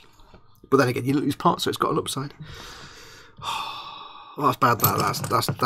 That's giving up time now. But don't give up. Don't give up, dude. But yes, maybe it is a sign you need to start an orc army. I'll plug my iPad. So I'm going to have to get this finished now. So I'm going to get this finished throughout the rest of the evening. I'll have it done by the end of today. So what's happening going forward? So like I said, I'm starting a new plan with the Warhammer Conquest. That I'll be filming short, quick episodes for following the magazine bits. And I've got the issue 16 to do, which is some Space Marines. They're going to just get a quick 5-minute, just the painting. So I'm not going to be showing you how to build them or prime them and stuff like I have been before. It'll literally be 5 or 10 minutes long. And then once I've done those, hopefully in like Monday, Tuesday, I've got then my scenery that I need to paint. So it's 3 storage containers, some ammo boxes and some barrels. We'll do a full-length video on how to paint those using chipping and all kinds of stuff. This is outside the magazine, so that'll be a proper advanced techniques one. Weathering that you can use on anything. And then if I get time, before the week's over, I'll start getting this painted for Mama Fox. And that's the plan. Then next week, not this week, not tomorrow, but the week after this one coming up, we'll crack on again with the U-boat. And then as soon as that is done, as soon as this is finished, it's just got some weather in. As soon as this is finished, it's George's Sazabi that needs to crack on then. That's when we're cracking on with that. So I need to get this done. But I need to take a break and do the Warhammer Conquest stuff because I'm like 15 issues behind now. And if I leave it too long, I'm going to have 80 issues and not be able to do any of it. So, yes. So, we'll see. So this week, hopefully, you should be getting some Warhammer Conquest stuff done. And up on the YouTubes. Don't forget on Thursday, of course, the next episode of the U-Boat will be out. It's in early access for patrons right now. So if you want to watch it, go along to Patreon. But it's in early access to get to this point. That'll be out on Thursday then, the episode that shows you how I did I'll show you enamel gunk wash, and I do the rigging with the easy line for the flag and everything else. So that's coming up, I think, Thursday or Friday. I think might be Saturday even, I'm not sure. What else? Just remains for me to say thank you for watching. As always, don't forget, if you want to help support this channel, this is what I do for my living. This is what I do for my income, and it's my patrons and my YouTube income that helps support me and this channel. If you'd like to support this channel, first and foremost, of course, you can directly on Patreon, patreon.com/modelmakingguru. Excuse me. You can support me with as little as $1 onwards, whatever you'd like to help support me with. Keep in mind, when I do the Master Grade Sazabi build in the next few weeks, hopefully, it will be a Patreon exclusive video build series. So the full video build episodes will be exclusive to patron supporters. Although non-patrons will get a little sort of 5 or 10 minute quick video build diary episode every now and then. But the full episode will be patron exclusive because it's a Patreon reward build. And don't forget, if you're a patron supporter, if you support me at the top tier, you do get the reward of a Warhammer build of your choice painted to my maximum of my abilities every year. So give it a look. Of course, if you don't want to do that, you can just support me by liking and subscribing to this channel and hit the notification bell as well. Also, two other ways you can support this channel. The easiest way is whenever you watch one of my videos and there's an advert at the start, just watch the advert. Let the advert run for 30 seconds. It costs you nothing. It's 30 seconds where you can scratch your button, I don't know, turn the telly over or something, and it just means I get a little bit of income from that advert then. And last of all, if you're looking at picking stuff up for your model making hobby, you need to pick up some glues or paints, whatever, tools and stuff. If you're going to go on Amazon and order something, before you buy it, check out my Amazon store. It's linked below this video in the description. There's a link to the store and some example links of products. If you need to pick something up, pop to my Amazon store first, have a look, and just see if I've got it in. If I have, and you order it from there, it doesn't cost you any extra, but it makes me a little bit of income, and it helps keep this channel going. And the more help I can get, the more I can do content for you guys. I depend on my patrons and my other Google and YouTube incomes to keep me going. Without this, I'd have to go off and find a 5-day-a-week job, and I wouldn't have time to do videos, and there'd be no more channel. So there you go. But I do thank my patrons and other supporters amazingly. People like George, fantastic. I nearly swore that. I said a rude word, but they are just the best. They are fantastic people. Anyway, that's going to do us. So thank you very much for watching. Don't forget, of course, 8 PM tonight, BST. On Chris's channel, Gross Models, is his Warhamster Sunday, which is an hour and a half long. He's working on his Taurox. Monday night, of course, is me, Ted and Chris on the eModels channel for the eModels Monday show. And then doubtless other things throughout the course of the week. But it just remains for me to say thank you very much for watching. I'll have a quick last look at the chat. Fox, very interesting show. Thanks for sharing with the modelling world, says John Mattioli. Thank you very much, John. I didn't realise you were in the chat there, but thank you for watching. Do it every Sunday. 3 PM, GMT, BST, whichever. Pascal Leaverse goes crazy again and says, "Good night all, have a nice evening," with his weird typing. You have to look in the chat, it's all up and down, upper caps and lower, uppercase and lowercase. But in my head, that's how it sounds. Like some kind of, 14-year-old working at McDonald's. Oh, I don't know, it's not my counter.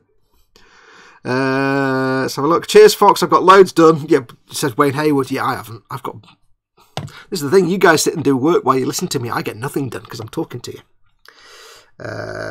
So long all, everything goodbye. Yep, so anyway, that's going to do us. I'm going to go off and get some tea because I'm starving. I mean food tea, not drink tea. I've had enough tea today. Again, take care of yourselves. Go make something awesome. Go be awesome. And until next time, adios amoebas.